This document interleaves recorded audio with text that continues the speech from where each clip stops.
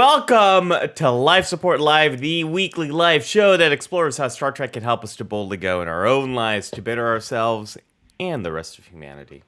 Well said, sir. Just as a famous starship captain once said it.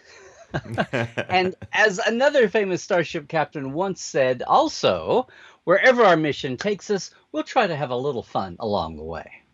Hello, everyone. I am psychologist Dr. Mattu. And I'm Dr. Trek, Larry Nemecek. One of us is a real doctor. And the other one, and that real doctor paid a lot of latinum for student loans, I guess, is paying a lot of latinum for student loans. Hello, everyone. We are talking Ferengi. And slips and bars and bricks. Yeah. And never the main shall tweet. Okay, or something. Yeah. They keep disappearing, all those latinum bars. Folks, we are talking about Ferengi mental health today, so let us know what's one of your favorite Ferengi moments. But Larry, before we get to that, Dr. Trek, what is this grand adventure of Life Support Live that is available for your easy payment of just one slip of latinum every Saturday? What is this Very thing? good, human. I could tell what the show's about, but it will cost you. Silly humans. Oh, now here we are. See, here we go. We're devolving into stereotypes. Here we go. We're so What was specious. That was like 30 seconds into the show. So speciest on this show today. It's not fair. Just because of, yep. Hey, everybody. If you are new to Life Support Live, I'm so glad you bungled your way in today and found us.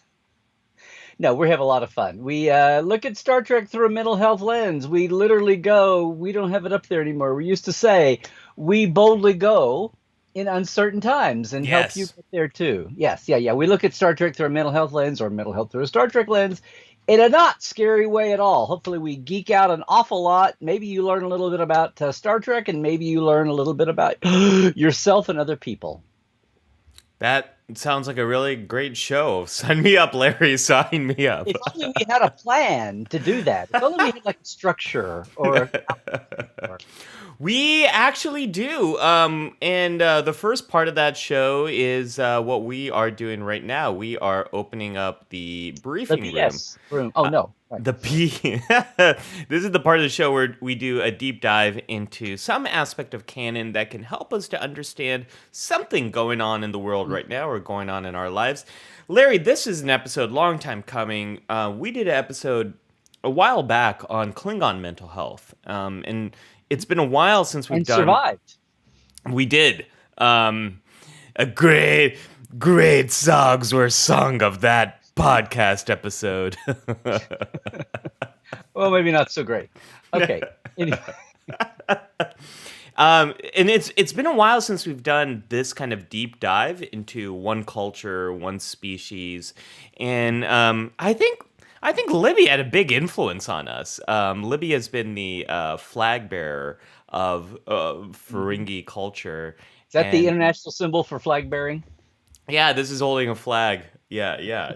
It's that's what I learned on the promenade. And so I'm really excited for this. I don't know why it took us so long to do this dive into Ferengi, but just as you and I were prepping, there's so much richness to the Ferengi culture. There's so much more than what they appear to be, and I think that's like, I don't want to jump to the end here, but that's kind of the thing about Ferengi, right? Is they appear to be one way, and then when you actually understand them, there's so much more to every single Ferengi we meet. It's like when you look at humanity and you think, "Well, my God, look what a violent, stereotypical, self-destructive." Species. And then occasionally they do something that makes you realize things can go against the grain and there might be worth surviving after all. Watch out for those humans, nephew.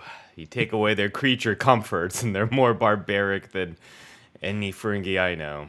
Any Klingon or Nausicaa we ever saw. Yeah. Is that the actual code? I know, I totally butchered it. It should be. It's something like that. So, yeah. So let's dive into this, Larry. There's a lot of areas for us to explore in the canon. Where should we get started first with the Ferengi? Well, we could start with I didn't do an image for. I don't know. Yeah, we're gonna save the backstage Ferengi for me for Yeah. K3 later on. So as far as I mean, chronologically, we know they were out there. We know a lot about, like everything else about their society. We know their history too being filled in. I love the fact that Quark eventually tells us that they didn't invent their warp drive; they just bought it. Like, but the thing that I was refreshing on was the fact that currency and the concept of profit Yeah. had evolved like in the 24th century. So going back, had evolved like 10,000 years ago, Yeah. which is like double the time further back on Earth. Yeah. Not to mention other cultures. And let's play that out. So, currency. Star Trek fans and money. Like these are intense discussions I've had with Are two folks. fools that are soon parted? What? Yeah, yeah. It's uh, it's hard to have these conversations around the future economics of the Federation. But if you just look at money as a tool and an invention, which is what it is. Mhm. Money is just simply an invention. The Ferengi invented it thousands of years before humans did. Which, if you think about that, if you think about everything that needs to happen in order to invent money, you need to be able to have negotiations with other people, with other tribes about, what is the shared value of this, and how are we going to create something that represents that shared value. It's a very sophisticated social tool. A lot of stuff needs to happen in order for money to exist. And the Ferengi did that way before humans did. Well, it's like the Vulcans had warp drive hundreds of years before humans, and Ferengi had money thousands of years before humans did. So it's not like we're like the oldest kids on the block on all these things. But yeah, um, you wonder what I mean, and there are a lot of ways that when they lump like the chase when they're talking about the common, genome and all that for the bipedals. The Ferengis get left out of it's like the Ferengis get left out of some of these other binding norms of the universe of the local space anyway. So it's kind of yeah. I mean, there's all kinds of deep dives on those kinds of things and give them and Ferengis have four-lobed brains and they're not sensible by betazoids for the most part, unless you're in an early episode. Well, and so that kind of leads us to the rules of acquisition, which I think is as we were doing our prep. My Larry, is there a flying starship No, above I'm you? just trying to see. I didn't grab my copy. Oh, there it is. Oh, Okay, are you looking for your copy of? looking for my copy up here. Well, look, Yeah. I think I have your copy. I have your copy right there. It's right there, right next to you, Larry. There it is. But yeah, if we It's hide and go acquire. Okay. so we know that the Ferengi have developed currency before humanity did, way before. And not only that, but the Ferengi have developed a culture with very, very specific rules and values around trade and around profit and around business. And the rules of acquisition are elevated to, this is not a counselor's log. I got other stuff for counselor's log, but I think this is going to be like, this is one of my I like that. This is not a counselor's log. um, this is going to be like my core argument that I keep coming back to over and over again with the Ferengi. The Do rules tell. of acquisition are their sacred text. Mhm. They're in everyone, whether you are a person of faith or you are not and completely secular, we all have sacred values.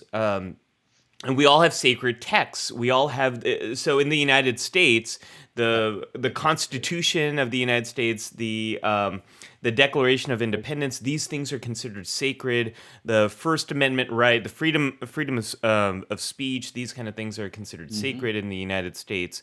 Well, Certain by most people, but go ahead.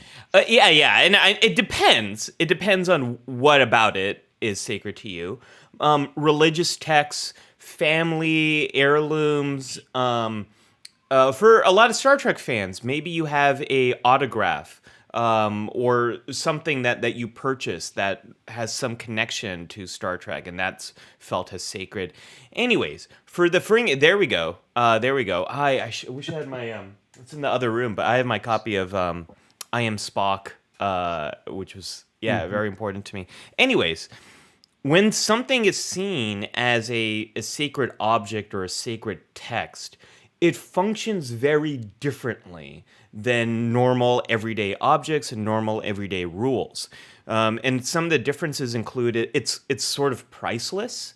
People can't buy it off you. Land seems to have a very sacred value with a lot of people. You can't just buy my land. It's been in my family for generations. But also, we will do things in service of those sacred values or ideas that are not logical. Once something is sanctified, we can do very illogical things to defend it. And the rules of acquisition are very much the sacred values that guide everything that Ferengi do. Yes. Are you sure you're not into the counselor's log? Or I know it's a little counselor loggy, but I got different really good stuff for counselors. There's so much to what? Okay. I said you promise? I double diddly do.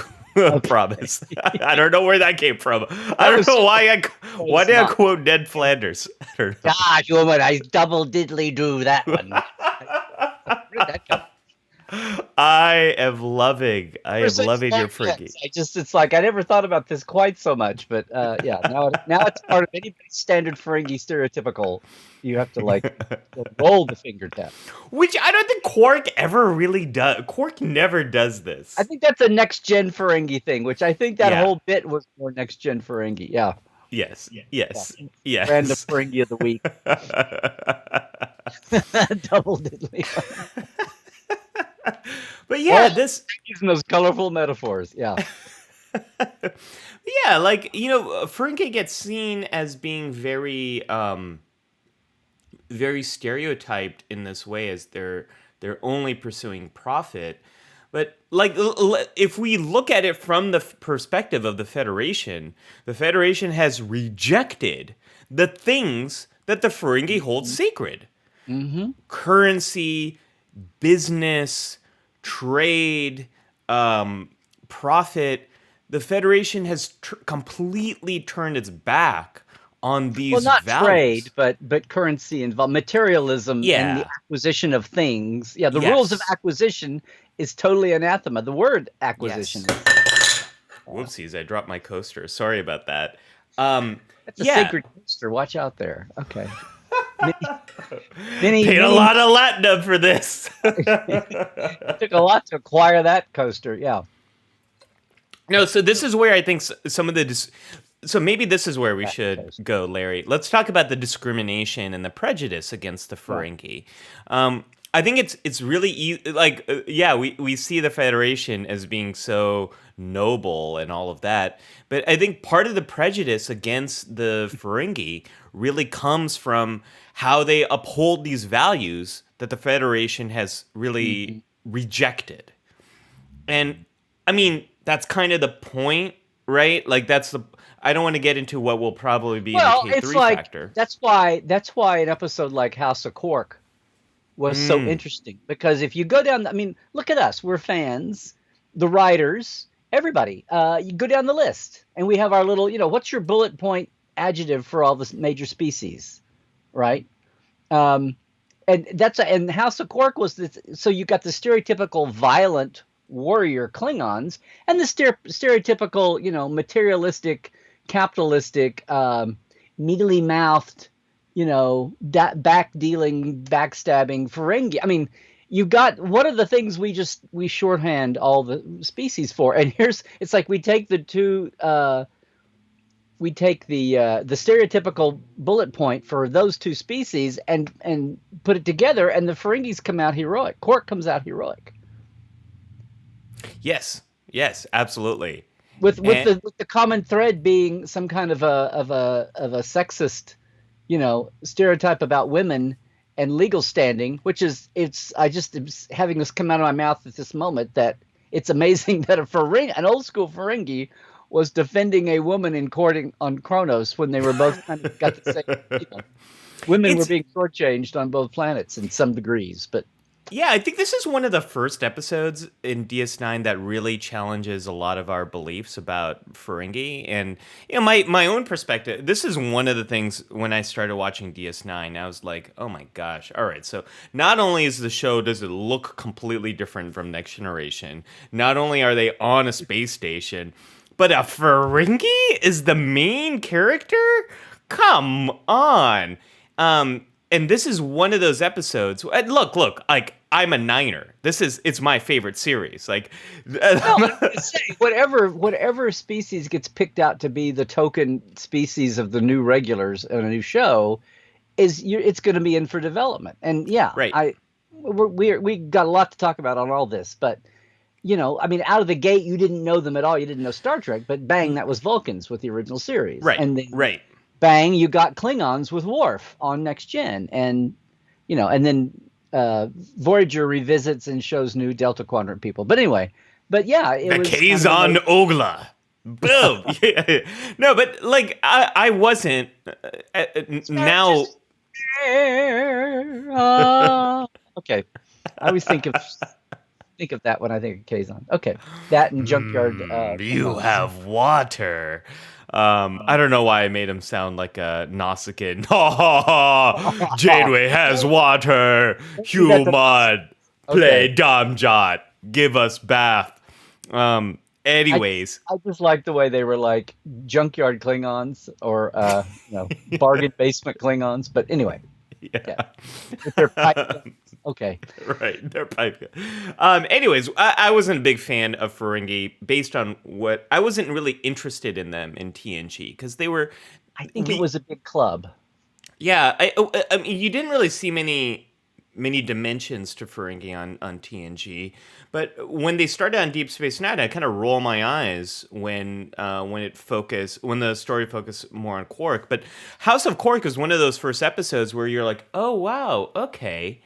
I really see the unique Hmm. skill that Quark brings to these different situations, and just the pairing of a Ferengi on Kronos in the High Court. Is it called the High Court? It's called High the Council. High Council. Thank you, Larry. Yeah. Thank you. Appreciate the fact checking there in real time. What am Glad I got you before the chat did. Yeah. well, that's what I was gonna say. You had that poll this week about when would you? I think you talked about this on Tuesday.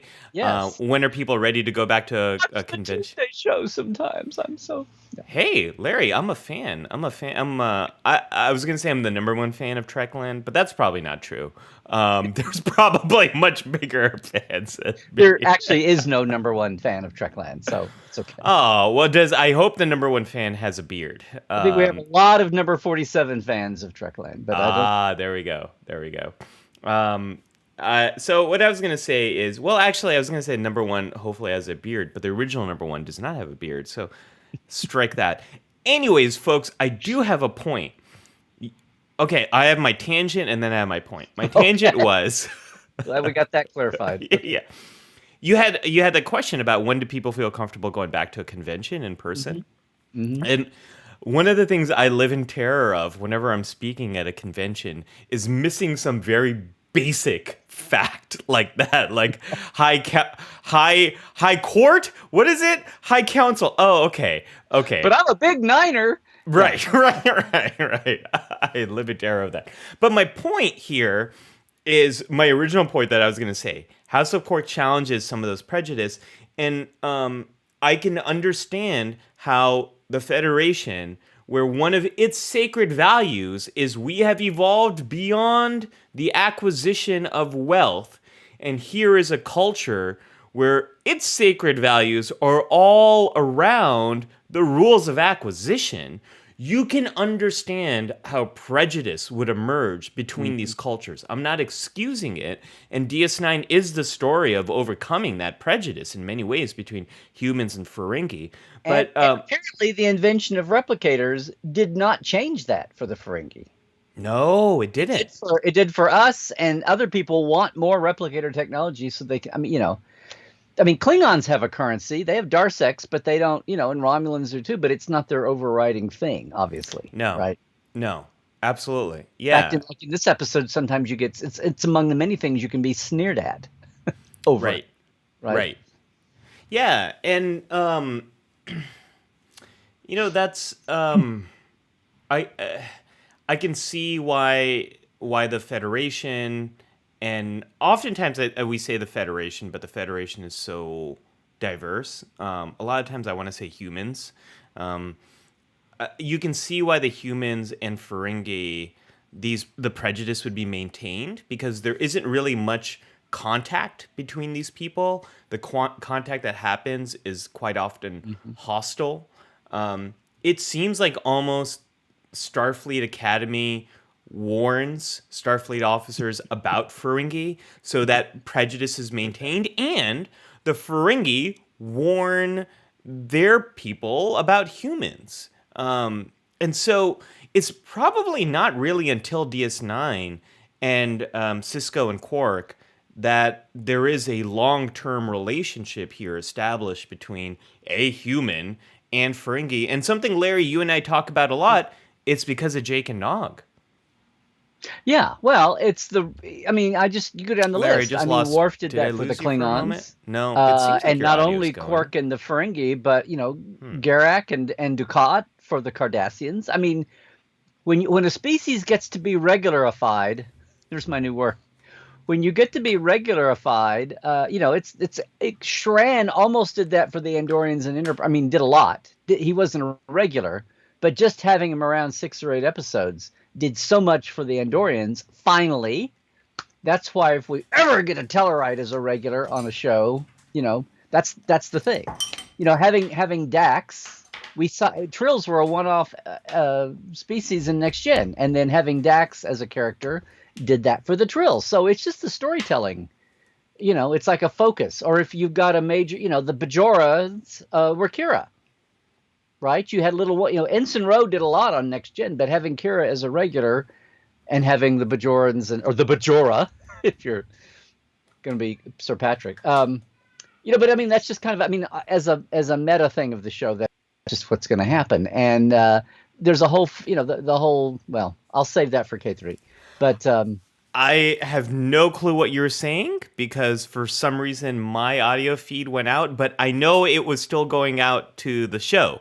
I love how I have the video issues and you have the audio issues.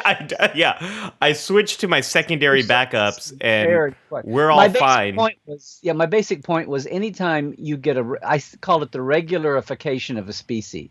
Whenever somebody gets to have a slot as a regular in a cast or a near regular, then that species, like I said, besides Quark and Ferengi, you had Worf and Klingons, you've got Dukat and Garak and Cardassians, you've got Kira and Bajorans. Dax and the Trill. Right. And something we've talked about in a previous episode, really overcoming prejudice requires regular contact with another person or group of people. Knowledge. Yes. Quark, it's not. Yeah, I should say that it's. So you say it that way. It's not just that Quark is a regular, and we're gonna have a lot of story time, but in the universe, Quark of all things is a bartender. So, the Casablanca-ness of DS9, of the crossroads of the galaxy thing, every time we'd seen Ferengi before, it was they were on their ship, they were coming over to do some mission or plot or negotiation, like, here comes some Ferengis making first contact, or they're trading for something and probably being duplicitous, or they're trying to steal something like the Kamala egg. Or, or they're trying to hijack Picard on his holiday, on his vacation. They're always coming from their world into ours, And for the first time, Quark and then Rom and Nog they're plopped in the middle of a thing where they have to be dealing with cultures and we have to deal with them. Right. You know what I'm saying? Right. Yeah, yeah, absolutely. For a continuous period of time.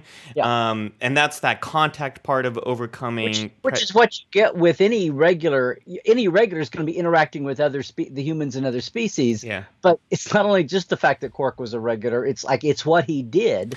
Yes. So he's already a Ferengi out of water. It reminds me a little bit of Shran in Enterprise and the way in which Archer and the Vulcans were kind of forced to have to deal with him and then forced to understand. So that contact can lead to understanding, which can lead to empathy.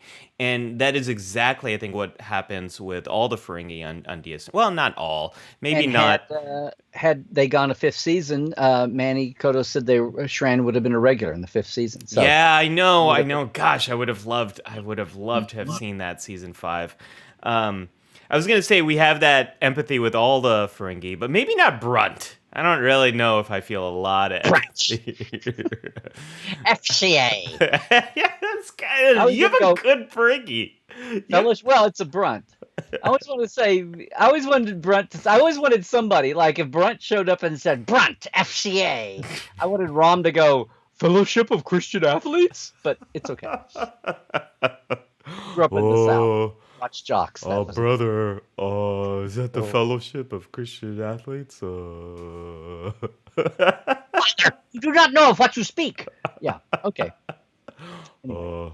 I'm going to call Moogie.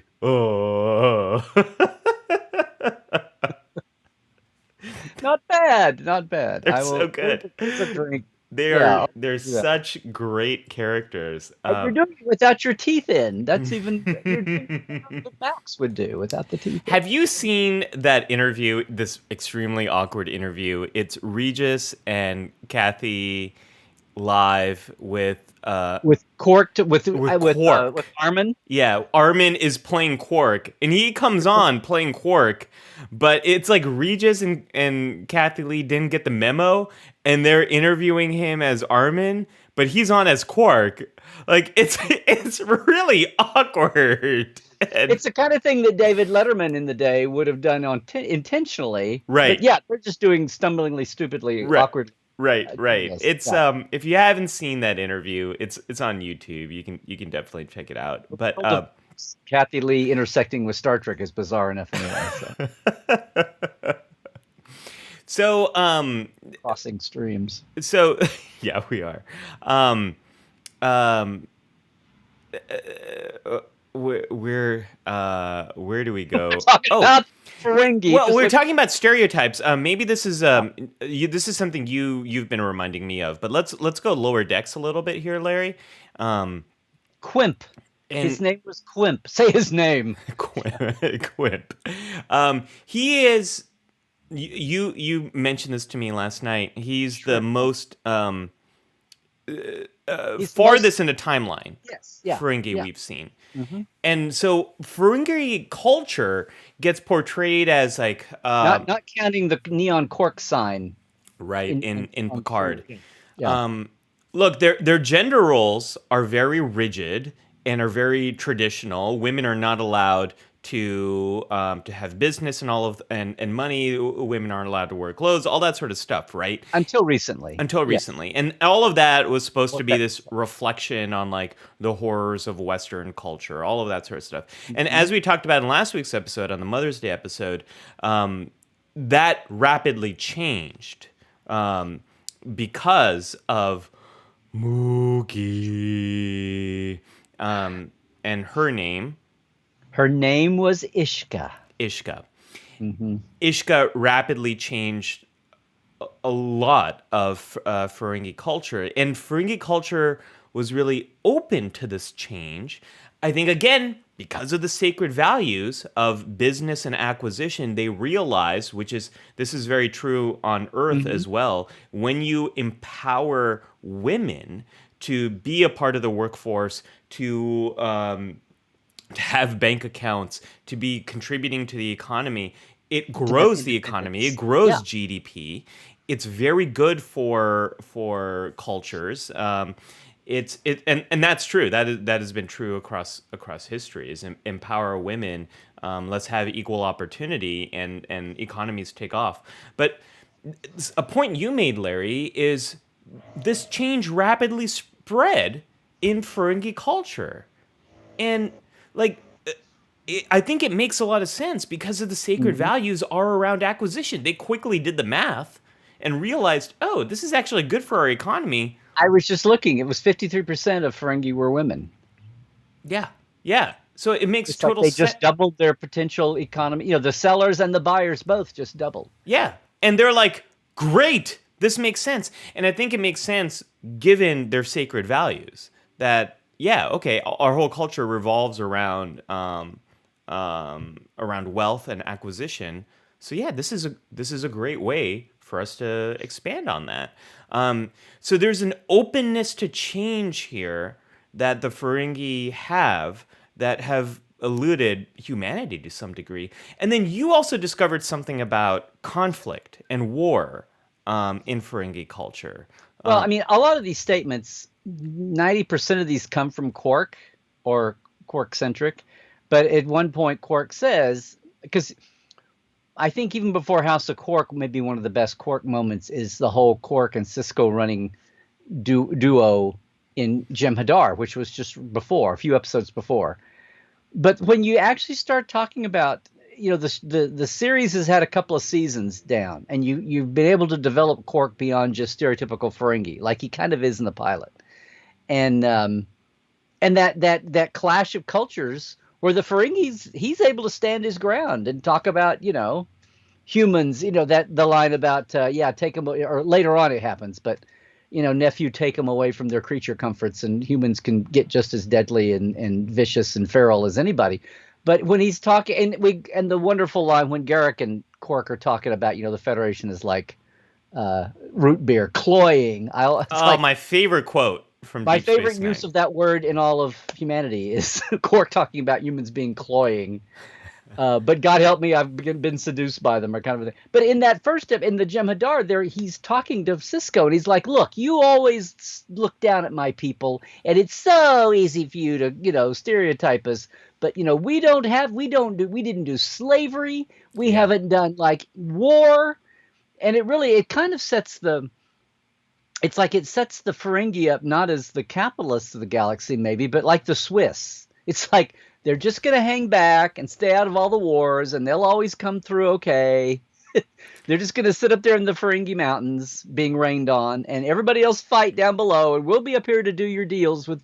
In a way, it reminds me a little bit of Daffy Duck selling to Dog and to Foghorn Leghorn. But that's more like arms dealing, so I won't go there. Well, But but like, that is something they do. I'll be the party survivor. They do sell weapons. They sell weapons to both sides of conflict, and so they're not completely neutral. It's not so much as a cultural thing as it is just individuals are free to go. Sure. Yeah. No. I mean, if you want to own your own moon, it's a great pathway to do that. But you're right that that moment where Quark is. I gave you an image for it. Yeah, you did, and I think I put it up. I gave you 40 billion images. You gave me a lot of Ferengi images. I'm really going to be owing you a lot of Latinum for this.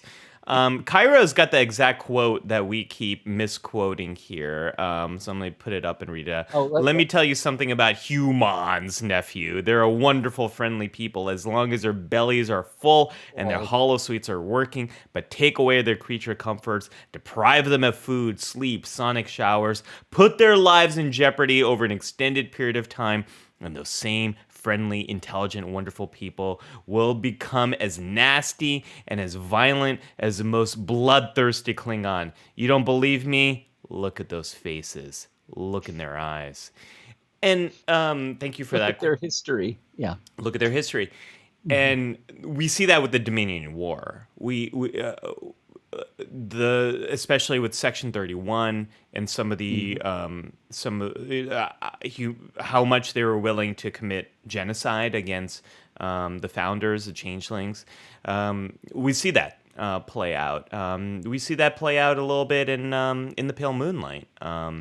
Which is which is why Kirk saying "I won't kill the Gorn" or Picard saying "I won't go infect" even the Borg, who aren't even the Borg aren't even a real I don't want to get off on the Borg, but the Borg aren't even. People talk about the Borg like they're a species. It's like they're a invented species. They're not even like organically inherently, because then people can be liberated and reclaimed from them.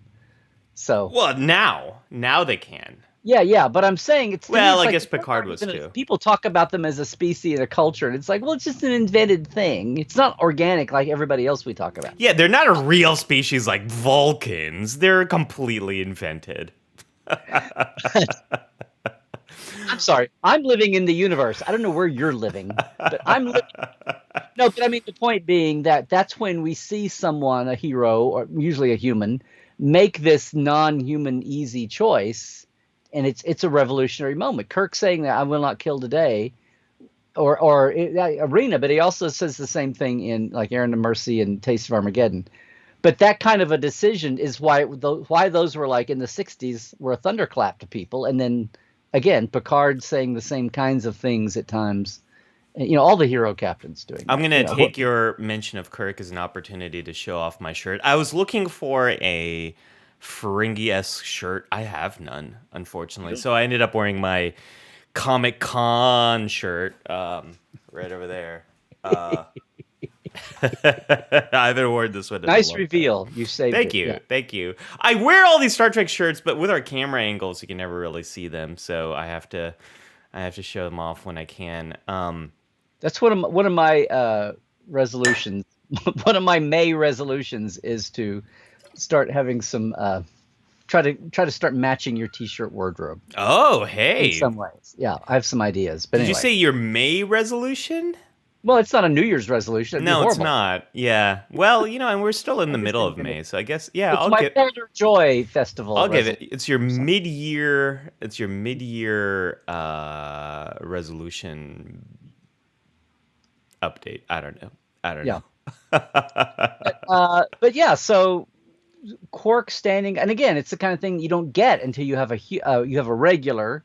I'm getting meta here, but when you have a regular that you can empathize, you have to find ways for the audience to care about the character. And if you're going to write them week in and week out, even though they're, Star Trek, these alien perspective cultures, how do you make them relate to the audience, much less the other humans in the show? And usually it's the alien viewpoint. And, Odo gets, in DS9, Odo gets that role, the way Spock had been, the way Worf had been. Dax, not so much. But, Quark kind of comes in for his share of, as the show wears on, Quark is as much the alien viewpoint on humanity in these moments. And that's Right. why it's so cool. And that's why when that episode first aired, I was like, oh, look how far Quark and the Ferengi have come, where they've gotten to this point where they can dress down Cisco and be totally correct. So, Larry, I'd love to explore different aspects of their culture. If we can dive into that. And one of my I guess so. Okay. one of my favorite things that you highlighted here in the images that you pulled out is this image right over here. Is Quark and his action figures. Mighty Mo. I love this moment because, okay, number one, it is of course the Ferengi would have action figures. Of course, it's something. It makes Ferengi.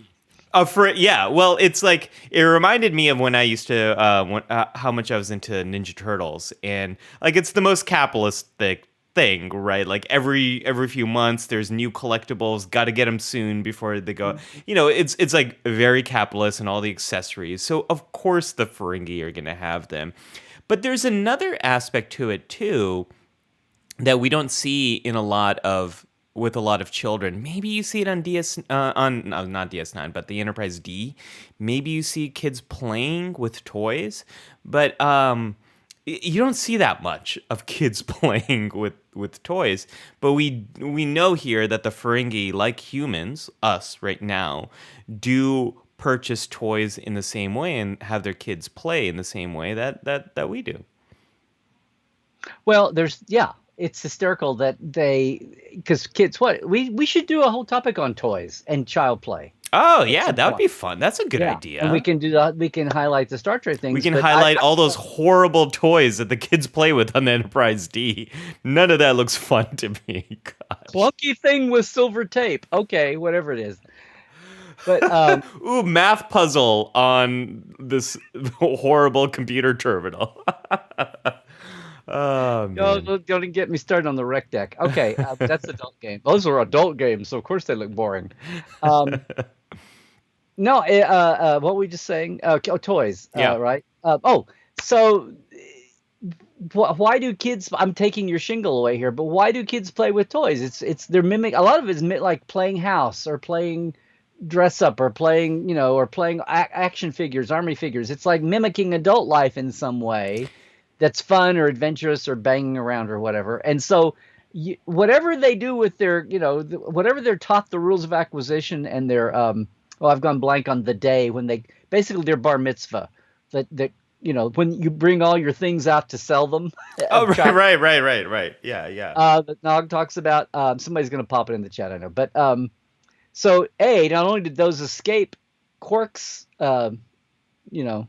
adulthood, but the fact that the culture has them and they get them and but the fact that he's sentimental about them, and then when he goes back to his mom's house after years of being away, he has the very human moment of like, oh, well, she didn't throw away my action figures, So yeah, it's all we're. And Moogie says you should have kept them in your packaging. They'd be worth more, Quark. I can totally see Renee and I can totally see Ira and Wolfie's sarcasm coming through on all of that. Yeah. Well, and kids learn through play, and it's one of our greatest advantages as a species is our ability to imagine different futures, imagine different solutions, imagine social relationships, and that's where gossiping comes from, which in many ways is a great tool to navigate large social situations. But you're right, Larry. A lot of values, ideas, these kind of things get we train kids to adopt those values through play as well. Yeah, exactly. And so, of course, ideas of profit and being a merchant and business would be expressed through toys here. And we also know that not only are the rules of acquisition very sacred in Ferengi culture, but they have a very sophisticated religion. There's the divine treasury is a core part of their culture. And also, when Ferengi die, the death dis. What's the technological process they have? They vacuum seal? Desiccation. Yes. You can own a piece of your favorite Ferengi. What a perfect... What a collectible. Yeah. Yeah. Well, yeah. There's only so many. Well, we have ashes of dear departed dead ones. Yeah. We have ashes, my wife's sister and our cat, Schneider, the dog cat. We don't sell them typically, but we do. But one of the things that we do. Larry's like getting. I'm just thinking of the excesses of celebrity. I don't think anybody's going to want my cat's ashes, but I'm thinking of like the excesses of celebrity culture. It suddenly struck me: how have we not seen, ashes of Elvis or something? I don't know. Yeah. So this is something that definitely is true in human culture. When it comes to collectibles, the moment someone has passed away, the value skyrockets, and this happens in human culture all the time. Anything that's autographed or anything that's been owned or touched by someone, the value skyrockets. And we do... Or painted. Yes, or painted. Dead artist, yeah. Yeah, we perceive some type of connection to that person, and the value of that goes up as they are no longer with us. So that is not very different from the death dis that Ferengi have. This is why the prophets don't have collectibles because it's a very lineal time thing. Yeah, yeah, they They're would no be like, longer with us. No, they're not. yeah, Yeah. yeah. No, that's not how time works. Um, they would spend thousands of years debating that. Yeah. I'll just go do a prophet's glow and get them to sign that, and then I'll come back to. No, but there is the culture is actually very sophisticated when it comes to beliefs and how their beliefs guide their actions. And also the society also, Larry, is very sophisticated in how they manage business. The FCA is a really important part of Ferengi culture because they have a lot of rules and regulations to keep each other in check and to make sure. Unless you bribe your way out of something, but Well, yeah, yeah, but that's also, yeah. but even bribes are regulated. But even right, right. And so they probably have one of the most complex economies that the universe has ever seen. Elevated to an art form, as well as what is it, 238 words for rain or whatever it is. Oh, yeah. Well, let's talk about that too. I wanted to talk about the bar association here. Oh, and we never got to our friend from Lower Decks. So we got Quimp. yeah, we've got bar association, we've got Quimp, we also have the weather. Let's kind of take this. Let's go to our friend here. Can I just say too, also, I'm trying to keep up with the chat. I know we're having an awesomely Chat is rich chat off the here from hook. everybody, from Libby on down. And guys, I realize we haven't been dipping into the chat here, but we've got a lot of rich stuff. So I hope we can backtrack a little bit. We will. There's too much good stuff happening in the chat. I'm keeping one eye on the chat. Help. That's it. Yeah. But I want to make sure we don't shortchange Quimp here. So Larry, you were mentioning that he's the farthest in the timeline Ferengi we see, and he's quite different from the stereotype you see of. Well, here's the thing. It's like I was laughing about it, but I hadn't thought of it that way. But he's a next generation Ferengi. It's like when everybody tell the truth now. When you're watching Envoys, those of you who are able to watch Lower Decks, looking at all of our global lifers there, until just now. But when you're watching that, and he pops out and he's doing this, it's like, oh, come on, guys. It's like a piece of you is like, wait, we haven't, it's been 15 years since we've seen fresh Ferengi film, a 3F. It's like, it's been a long time since we've seen Ferengis. And so part of your like ancient feral, DNA is going, okay. But then after a while, you realize how painful, and the longer they play that scene for comedy at the beginning, when she acts like, when Mariner's like, oh no, I think he's a Bolian. It's like, no, he's like, what, are you kidding? Are you crazy? And he's doing total Harry Kim there. He's like, no, didn't they tell you about the Ferengis at the Academy? And you realize this is, 15 years past, 20 years past Nemesis again. So, and as that scene goes on and on and on, you're going, wait, this is like gosh, McMahon, what? It's like, are you going back to the worst tropes of Ferengis from TNG here? What about? And you're kind of go, whoa, Quark and Nog and Ron would have something to say about this, And then but she is so stupid. Your little red alert, I'm getting a red alert right here. You're going, no, wait a minute. She's too stupid. And then when you get that payoff scene at the end when he's like, well, did I do a good enough job? And ha ha ha. And you go, okay, thank God it is 23 or 2378 or whatever. We are, these are post Quark. They're making, it's another meta joke on Lower Decks, making fun of your Star Trek expectation. And the fact that they played on the original stereotype of, as something that's widespread, like there's not Ferengis everywhere in the Federation. And if you're not on a ship that ever encounters them regularly, like if ever you're not lucky enough to be on DS9 and have Quark there to sell you drinks and get to know him and Rom and Nog, or you're not serving with Nog, there's still very few Ferengi penetrating, whatever. So it turns into being a sign of Mariner's worldliness or galacticness, and his not, and he's going by.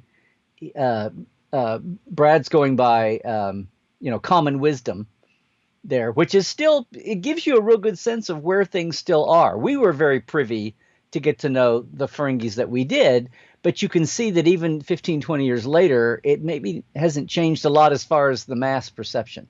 Yes. Yeah. Yeah. Absolutely. And I hadn't thought about any of all that to that degree until I just said it out loud on this show. This is But what we do on Life Support Live. We think deeply about things that we haven't thought deeply about before. That's a really cool realization. I haven't thought about that either. While Ferengi, that's why I enjoy that scene on the meta level, is we have not seen any Ferengis since the finale of DS9, really. yeah, So yeah, and so they have changed. Their culture has changed, but the perceptions of Ferengi have. we'd like to think it has. We like to think it has, and we like to think that humans and the Yeah. Federation are so evolved. Misogyny all over the place on Ferengi. Yeah, so in some ways, the Ferengi there are in lower decks. The Ferengi. What's a singular Ferengi? Ferengi. Ferengi. It's both ways. It's both ways. Yeah. Taking my Latin knowledge from, I studied Latin for 4 years in high school for this reason, Larry.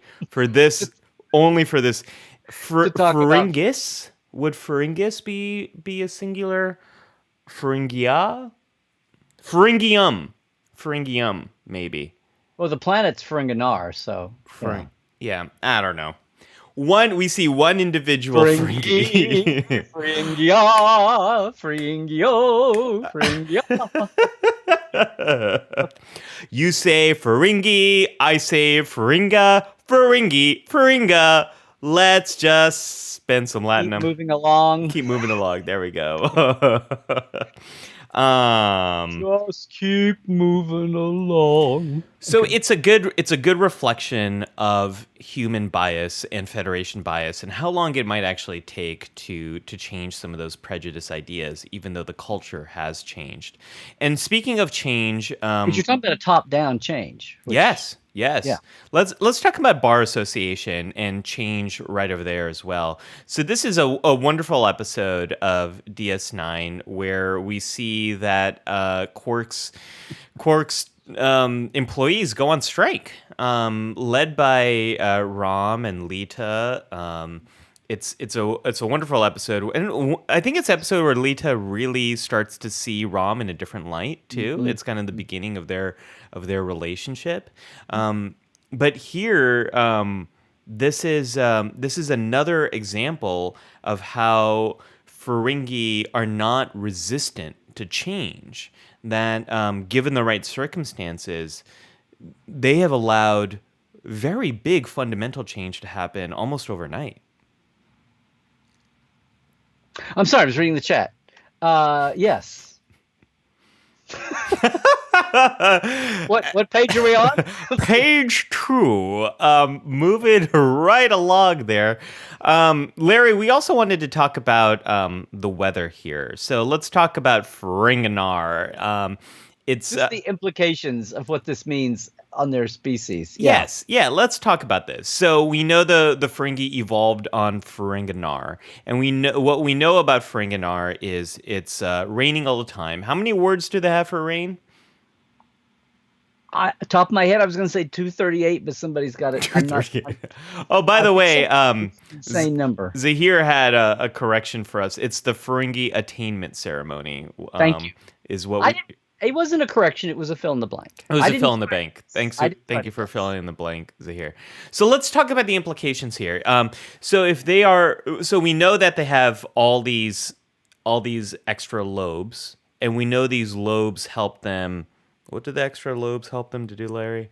Out with their negotiating opponents? I don't know. I don't think they say why. They don't let they help. It's very hard for Beta Zeds and other telepaths to read, to sense them. Yeah. So their brains are one of the ways in which human brains work is they really kind of fold in on themselves, and that folding, so it's like things are really compressed in, is what allows so much brain matter to be squeezed into a small space. So the folding, so if the Ferengi have even more lobes, they're also pretty well folded in on each other.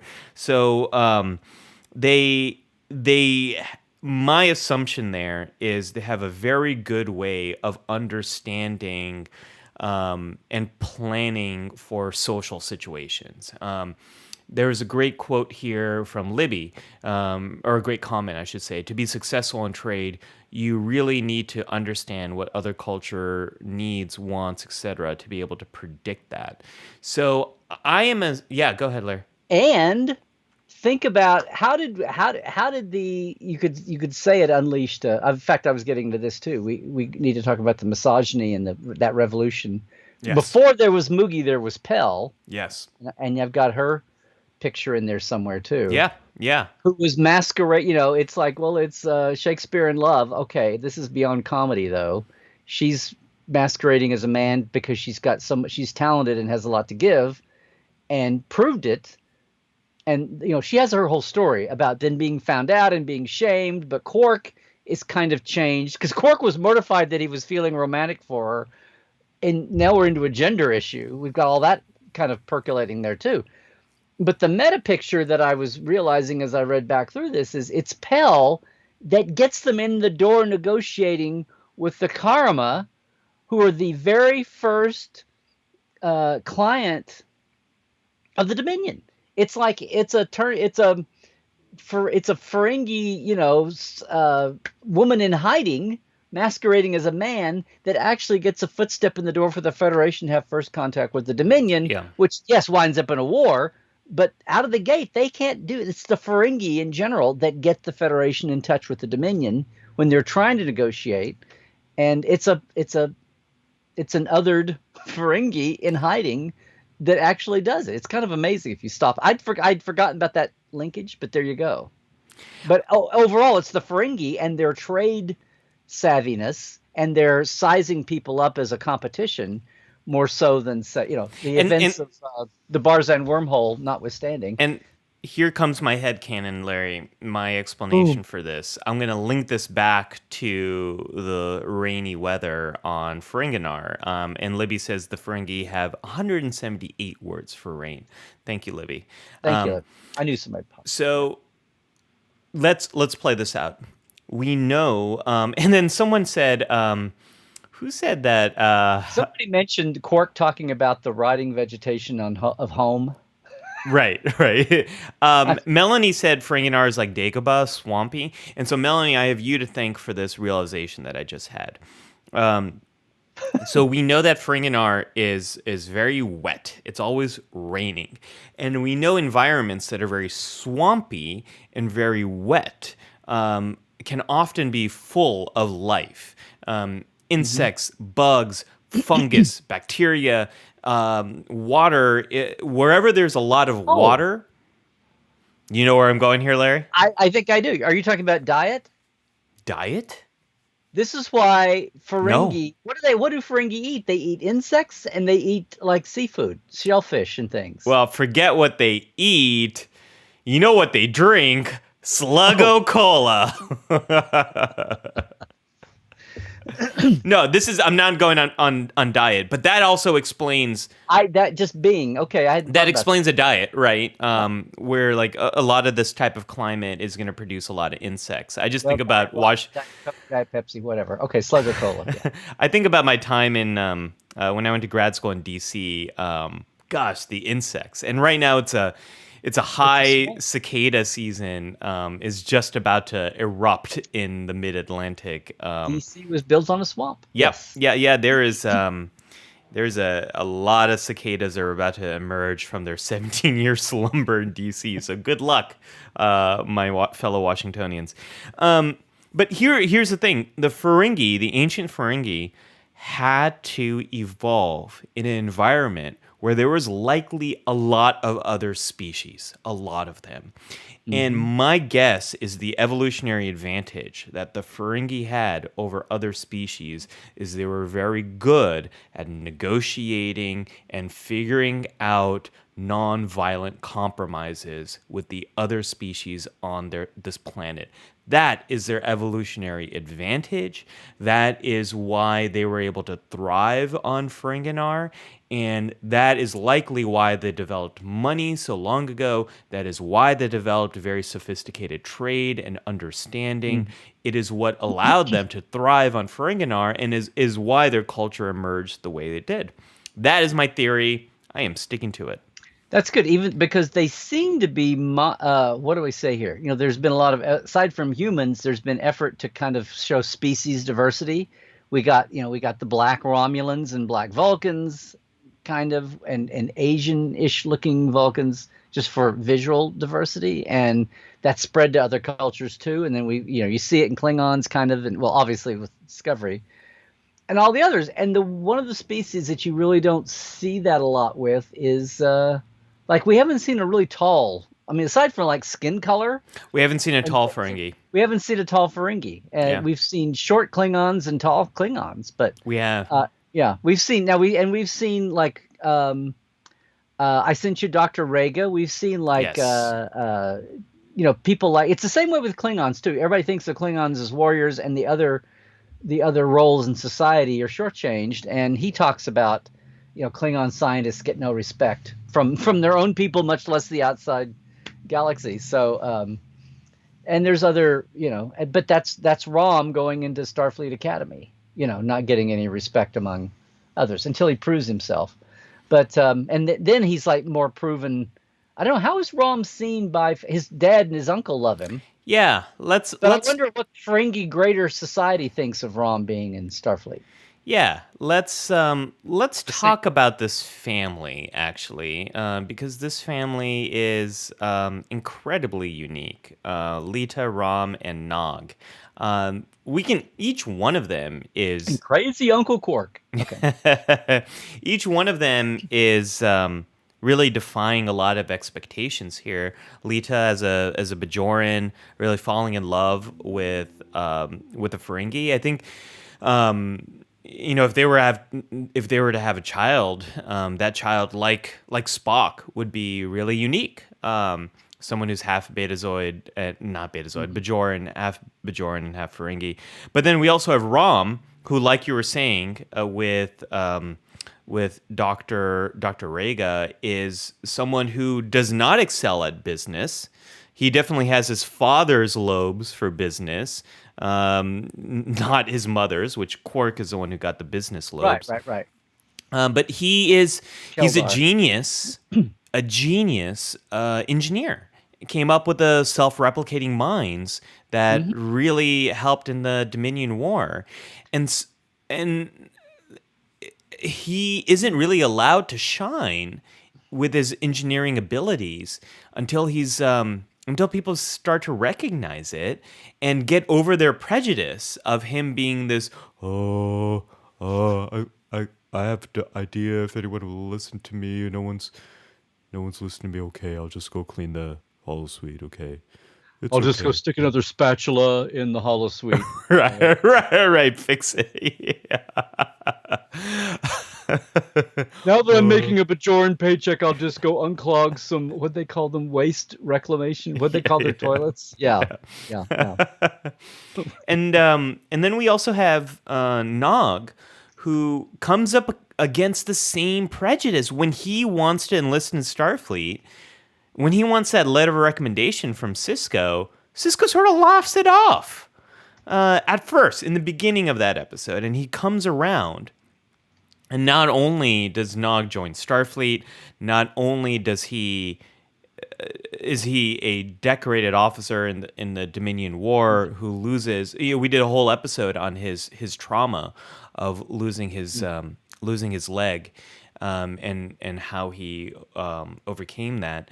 But we know from the Deep Space Nine documentary that the vision is sort of him being captain of the Defiant there. Well, and you had the future episode of him being a captain. Right. Yeah, in the token alternate future bit. Yeah. Yeah. So as much as the Federation talks about IDIC, boy, do the Ferengi really challenge their inclusion Hmm. and acceptance of diversity. Well, they were warned about Ferengi at the Academy, so Yeah, so this family, this is a great image that you pulled here, Larry, because they really represent everything that goes against the stereotypes we have about Ferengi yeah. and also about Bajorans. Well, and Quark, famously sticks up for Ferengi. Says we've talked about that, and when he gets into a culture clash, he's running a bar on a station on Yeah. the Bajoran Dominion border. I mean, it's not too far. It's there. He's south of Ferenginar, but it's like he's still a very and then during war, and he threatens to leave at the beginning.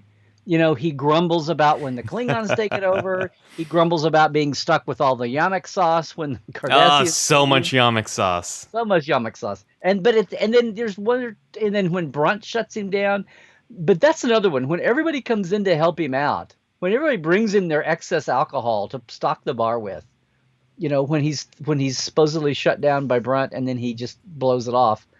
And then in the finale, when he talks about what life will be like post-war and post-Cisco, and here's Kira, she's gonna run him ragged now, lean on him, and he secretly loves that. He's got a crush on Kira, he's got a crush on Dax, and all, and he somewhere along the way, it's like he can't go back to. He's too galacticized now to just go back and sit. It's like anybody when they leave home and they go somewhere else. I'm sitting here in LA as a magnet token for this. Everybody loves to go home, but lots of people never think about going back to live at home again. And I think Quark's the same way. Quark would never be happy going back to Ferenginar as much as he would. It's like Worf and Klingons. He would rather go be the Uber Ferengi among the expats than he would going back and living a boring Ferengi life. Yeah. Does that make sense? No, I agree. I Yeah. agree. And And in the process, he may not want to even admit to himself how much he's acculturated. yeah, You yeah. know, It's, the more you explore these characters, I think there's so much more, and this species, there's so much more depth to yeah. them than we And that's realize. that's not so much probably germane to just Ferengis. That's anybody when you have an expat leave and go out. Yeah, That makes a go of it. yeah. The Ferengi, as depicted on the show, are there were misses here. Like, there's a reason I think we're not really talking much about the Next Generation episodes. We're But, also I can deal with them because again, it's Ferengi coming in from their place and going back. right. We don't get that extended contact Well, with we them. don't get it, but we know that Yeah. they don't either. Like Right. those are Ferengi that live in their own world all the time, and they're the same way they're a mirror of us. They Right. come out, do their thing, and then go back. Right. Right. It's not a We also system. get a brief glimpse of Ferengi in both Voyager and Enterprise. But similarly in Voyager, we don't get as much of what's happened. I'm forgetting their names, but these are the Ferengi that Well, it's the two disappeared. Ferengi that were in the pod that Yeah, were. they disappeared in TNG. It was a great cross series thing. Yeah, But to me, it's like they're just the man who would be king guys. They yeah. took advantage of a lesser planet, and then they get their comeuppance at the end thanks to our guys. And And the Enterprise episode that also featured the Ferengi.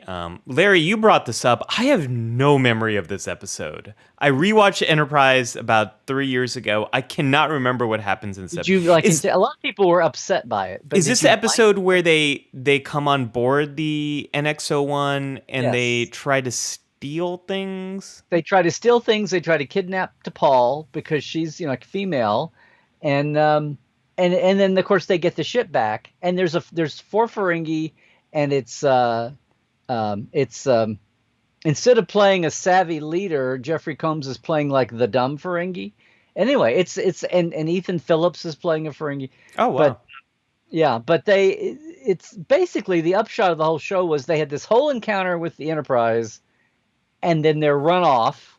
They retreat, they run off, they get away, and no one got their name, so it's not an official first contact. And that Oh, pisses a lot of fans off. It's like it still is going to be just like the way Picard fought, the Damon's son, and then but official first contact happens in the Last Outpost, even though he'd had a battle 15. Then they knew it, but they didn't actually like exchange anything, and it was a renegade Ferengi doing it. Well, this was like this is 200 years before that. right. And it's like after the first contact was like now we would know it, but nobody in their time is smart enough to know that it's Ferengi or make a good enough record because they were all kidnapped for most of it. And so that pissed fans off. They're like, "Oh my god, first contact is," but it's like fine. It's like to me, that's like hashtag texture not trivia. It's Right. like that's the exception that proves the rule. That's the thing that's lost in history. That's the Vulcan first contact happened in the 50s in Carbon Creek, Pennsylvania. Right, right. Yeah, no, I get that. And we haven't seen the So that's Ferengi. why I'm thinking you may have blanked it from your memory. Yeah, yeah, no, I can see that happening. We haven't seen Ferengi in the Discovery timeline. They're briefly referenced in the Picard series, just the Mhm. sign.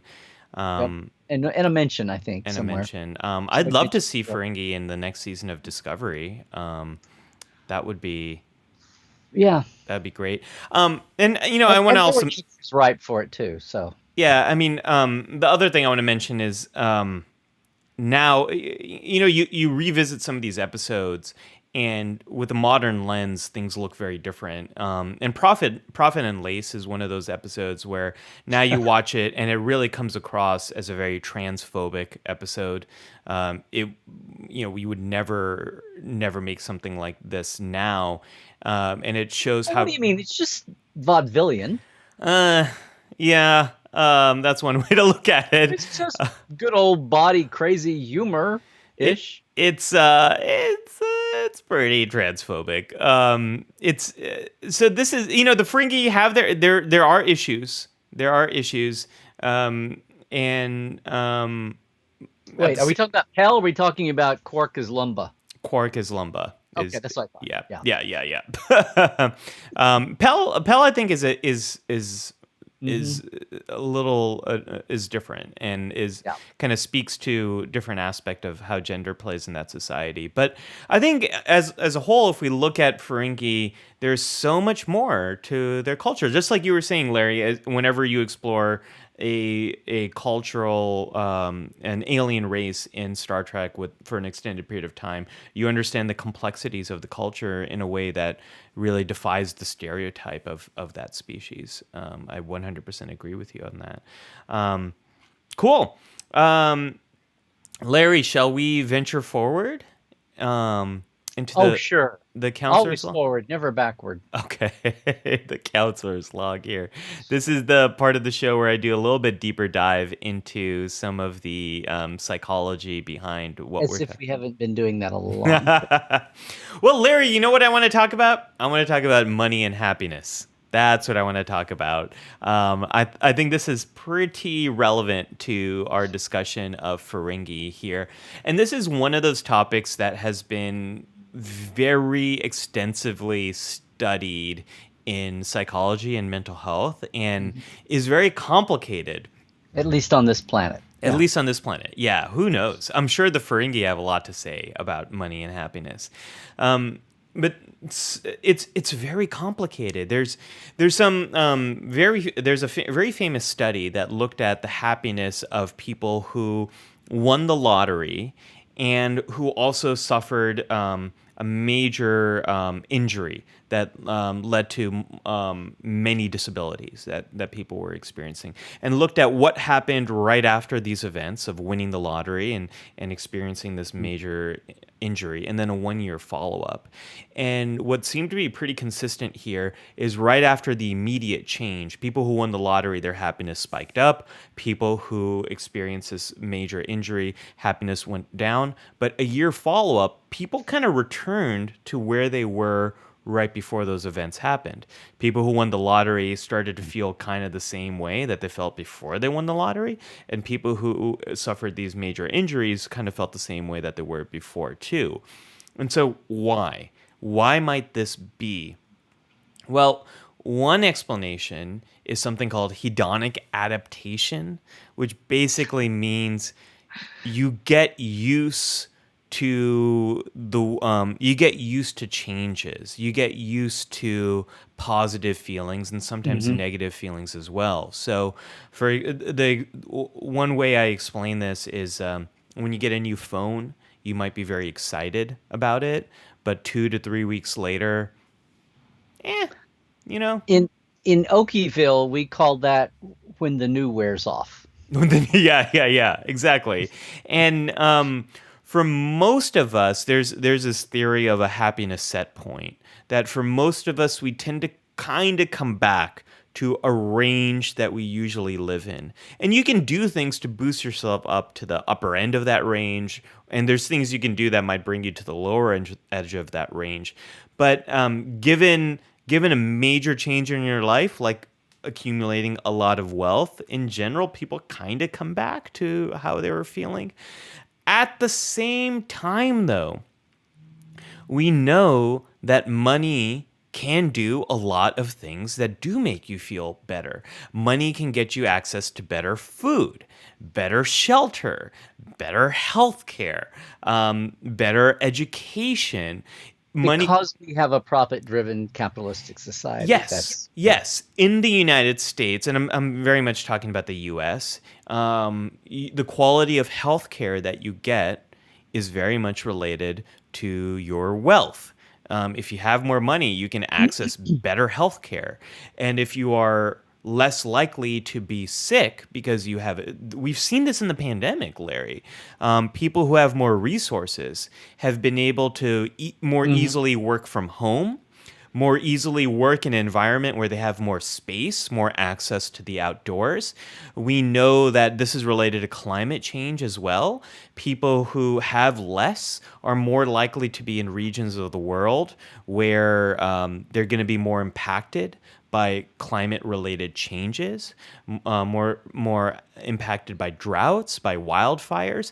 You know, in California, How about can I say this? please. How about mental health? It's basically like money is a buffer against all these dangers, cautions, just against the uncertainties of life.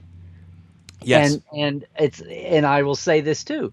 If you if you say like if you have money and you have kids or someone in your family and someone in your family has issues, they have mental health issues, they have whatever, they have something that gets them into conflict or disagreement, or they just run afoul of something, money's a great buffer. Whether Yes. you want to look at it as getting them help, whether you want to look at them as getting them the best attorney to get off, Yes. whether you want to look at it as just basically bribing the DA not to run your kid in on his DUI when he killed. I mean, and then you have politicians who money increasingly. And I'm pulling on politicians here, but it happens.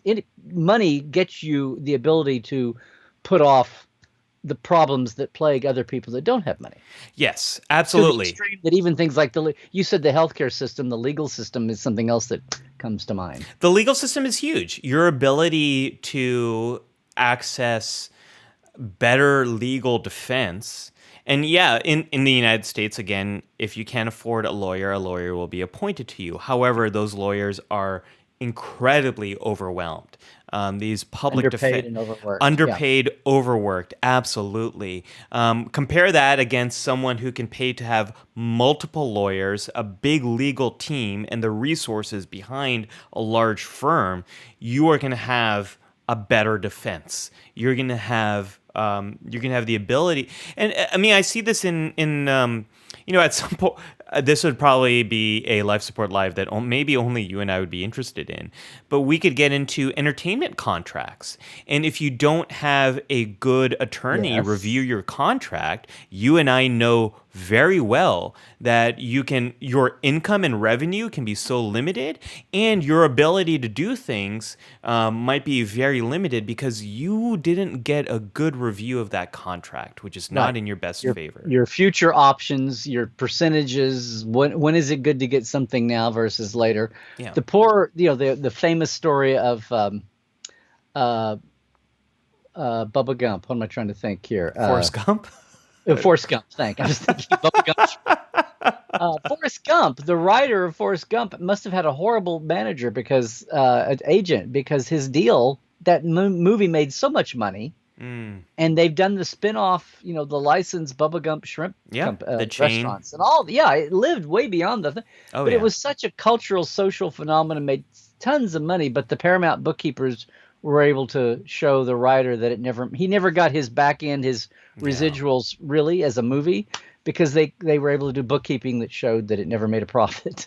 Yeah, yeah, and Did that. this stuff there are hundreds of these kind of stories in Hollywood, and Leonard and Armin, both in different generations, were pissed at the studio for denying them what they thought of was ancillary revenue. And Armin was just talking about his licensing, measly bit of licensing. But Leonard had a thing, and he wouldn't do part of his settlement to do the motion picture. Finally, was to there's a little K3 spooking in, was to do a settlement. All the money he thought, the pioneering era of licensing and Star Trek blowing up and all that, and he thought that Spock's image and all of that, he had been way undercompensated over the years that had been, as they yeah, did. and one thing I think I mentioned this many episodes back, but we're talking here about how money can get you access to resources that Mhm. can improve the quality of your life significantly and reduce chances of problems in the future. On the other end, poverty, one of the things that poverty does to your thinking is it highly restricts your thinking. When you don't have enough of something, like let's say enough money to pay the bills, all you're thinking about is how am I going to pay these bills? How am I going to pay these bills? And you often neglect other problems that might be building up over time. So poverty really restricts your Mhm. thinking, makes you hyper focus on that problem, often to the point where you can't address all the Yeah. other issues that are sticking up, that are coming up. So when you have more money, you're actually able to think and navigate problems better than if Well, you have less of you're it. just talking about navigating problems. What about just having a vision beyond your problems? Yeah, well, What about yeah, going? exactly, Yeah, going exactly. to, elevating yourself or whatever it is. You know. So, I mean, to kind of boil this all down, yeah, we get used to things that we accumulate. When the what? How do you refer to it? When the new wears off, Larry? Hmm. I like that. I like Oh, that way you've of never thinking. heard? Okay. I've never heard it. Okay. I love it. Okay. So Well, the news wore off of this car or this phone or this computer. Yeah. yeah, and so this is one area where I often counsel people. You know, if you have to choose between buying a thing or an experience, it might be better to buy the experience because the experience won't wear off. You look forward to going on a trip. You're going to enjoy the trip. When you come back, you have the memories of the trip. At the same time, if you are going to buy something that keeps delivering a good experience, like a new computer will do that, or a new TV, or some, Yeah. replacing a shower head that makes you feel better every morning, In things like that. yeah, a subscription, digital or paper or whatever. Right, right. These kind of things that keep delivering good experiences, The gift that keeps on giving. those are good things to invest in. And when it comes to money and happiness, big picture, money does seem to increase happiness to a point. And when all those needs are sort of met, needs of healthcare, of food, of shelter, of education, more money doesn't necessarily lead to greater happiness. It might give you access to more things. And this is where I get back to Star Trek. If you look at Earth, we have a society where healthcare, education, shelter, these things are largely provided for or easily accessible. And so I can see where the economy of Star Trek is very different. And this is also reflected here on Earth right now. There are cultures that have universal health care. There are cultures where if you lose housing for some reason, there is some type of safety net built in.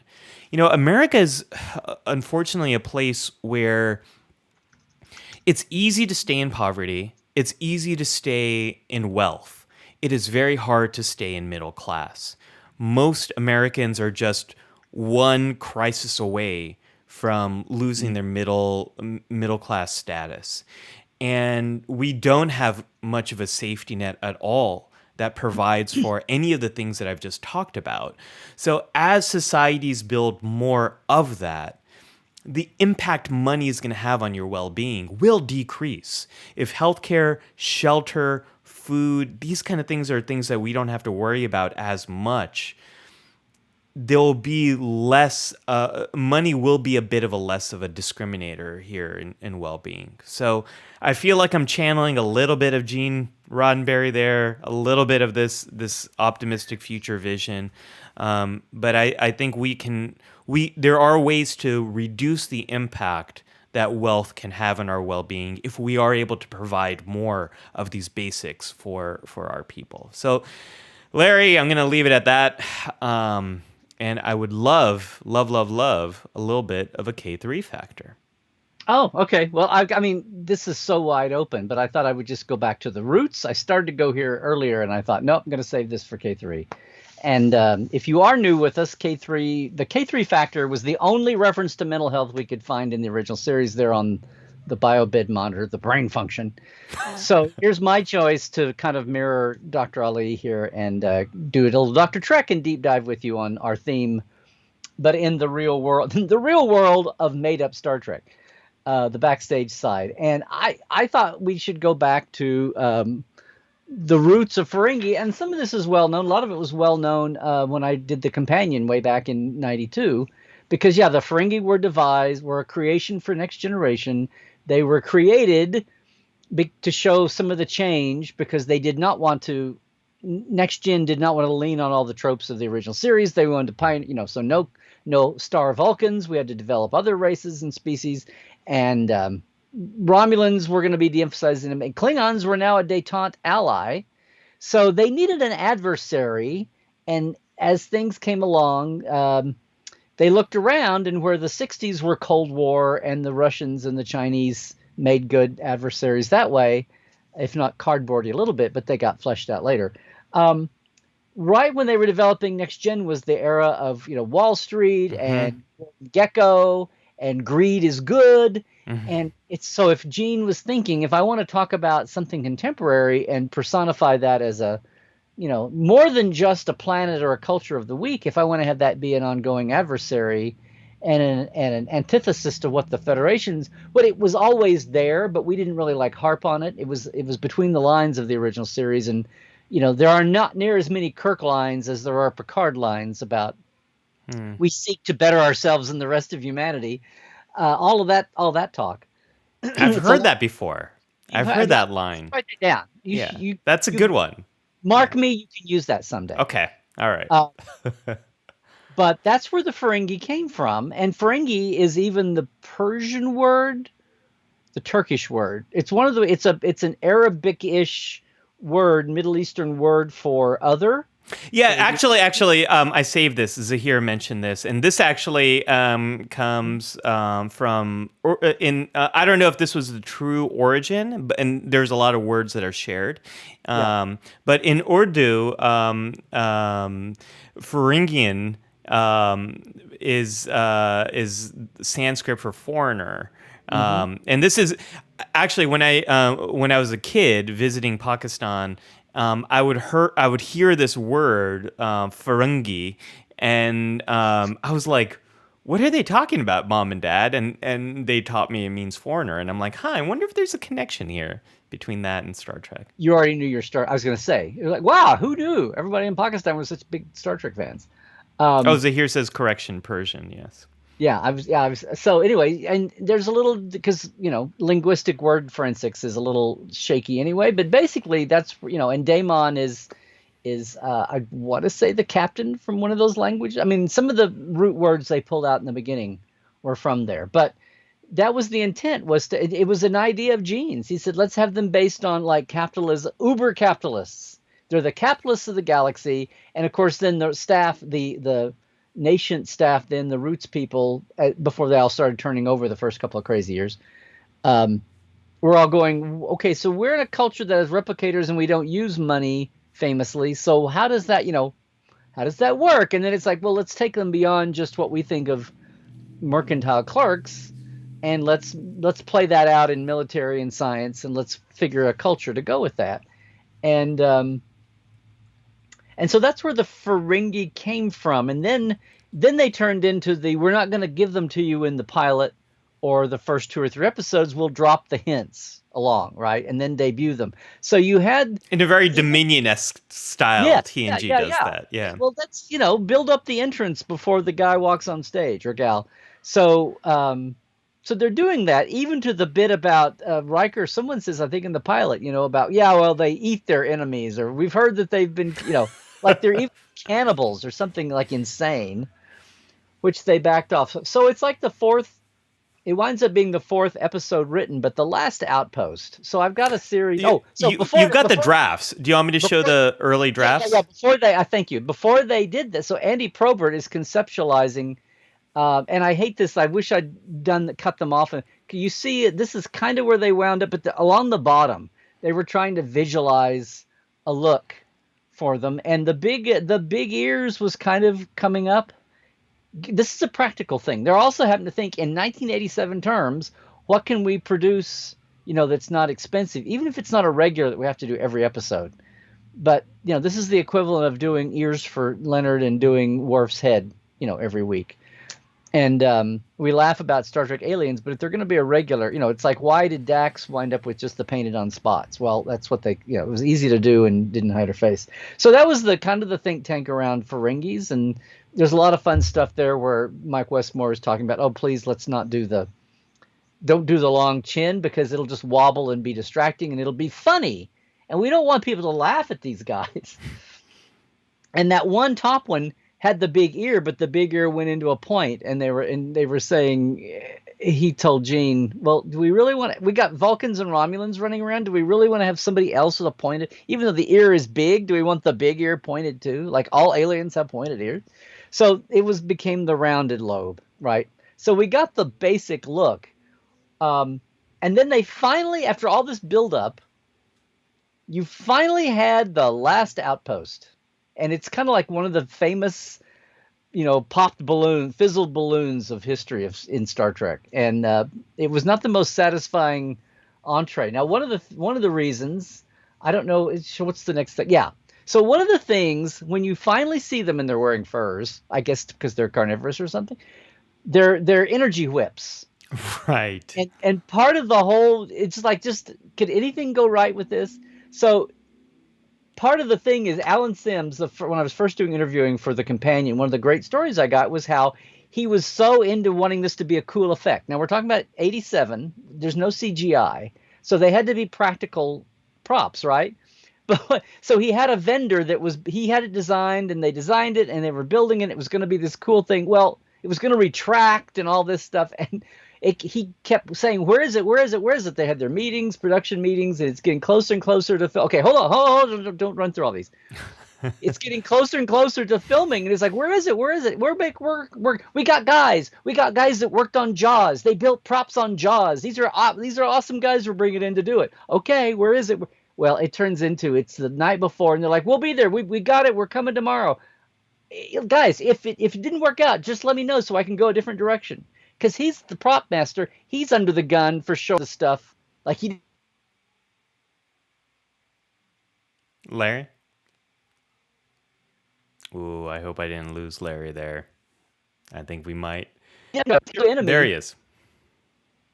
There he is. Okay, you were doing the same thing too. Okay, you were frozen for a second. But so the Ferengi interrupted our transmission. So it gets to the morning they're going to shoot the Ferengi for the first time on camera. No test. The guy's supposed to. Alan says, "I was there at 5:30. They were going to promise me they'd be there on set by 7, and they show up. And he calls that morning early and says, "Well, we couldn't get it done." And he wants to kill them, but he can't. Oh no, not again! These guys. There we go. So, on like 2 hours notice, they get these like kind of skin tube things. That's just a piece of steel. Wait. So the original, they weren't able to pull together with a 2 hours notice before filming? No, I'm saying they had a month's notice. I'm saying that his vendor that was going to provide the prop, he's on the phone with them weekly, daily, just say, hey, if you guys can't do this, just let me know and I'll go. No, no, no. We have the prop guys built Jaws props. It's gonna be awesome. And they would not tell him until the morning of. Yeah, Oh it's my like, gosh. yeah. No, Oh my gosh. stuck. And this is debuting the new adversaries of Star Trek, and they don't have the big cool weapon thing that's supposed to happen.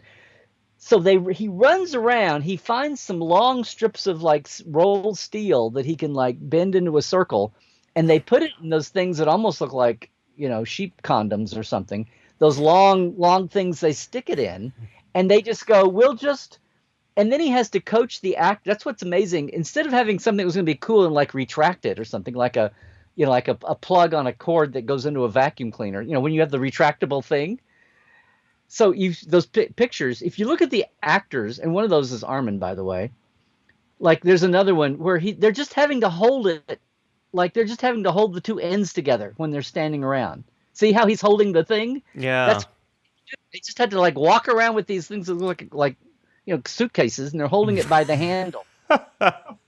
So it's like a thing, and everybody's like, Alan, where's your props? Alan, where's your thing? And he's like Rick Berman was so disappointed. That was like the first time he did. He was like, okay, they're gonna fire me because I blew this because I got screwed, and now I'm gonna get screwed. He's caught in the middle. But the main thing about this show is just the whole way that we watched it the first time, and we're like, they were like monkeys hopping around. And Armin says later on that's part of it. They were short, but what was done here? They were built. They were short. What are they supposed to? They've got these whips, and the whips kind of like took away from some of the menace. They couldn't fire a weapon. They had to do this thing and then walk around with like their souvenirs from their day at Disneyland or something. They had to, but the plot and the story didn't help them either. Um, Reading the script ahead of time as this thing evolved, Herb Wright, who you have a picture there, Yeah. bless his heart, Herb Wright had worked on the early part of the series, and then he came back a few years later. He butted head. He was part of the Chaos on the Bridge and left. But after Gene conceived the Ferengi, he was mainly, and they got the story in from this Richard Kermsian, who was not staff, but they bought his story. And then Herb was the in-house guy who was going to polish it and build it up and bring all the think tankiness, and everyone's writing memos, and they're all they're kind of, this is a little bit like, why did Code of Honor wind up with those horrible African trope stereotype, costumes? It wasn't part of the fabric of the show until everybody put the pieces together and nobody went, oh my God, did we think about it? It's kind of the same with the Ferengi. It's like they're also into trying to do the drama and flesh out the early Chaucer Yar and Riker and Data characters and figure out what this new adversary this not Klingon, not Romulan adversary would be, and how they actually look. And as they did it, there was a director named Richard Kalla, who I think I sent you this guy, he directed the first two episodes of Battlestar Galactica. He directed Of the Quester. original Battlestar? Yeah, the original Battlestar. He did the two pilot things that got put together as a movie. The 1978 original Battlestar. He directed the Quester tapes for Gene about the android looking for his creator and his humanity. That was the basis of Data. That should have gotten picked up for a series, but wasn't. So he's got a long history of directing, and he had this episode. It was his only one. He was never asked back to direct again after this.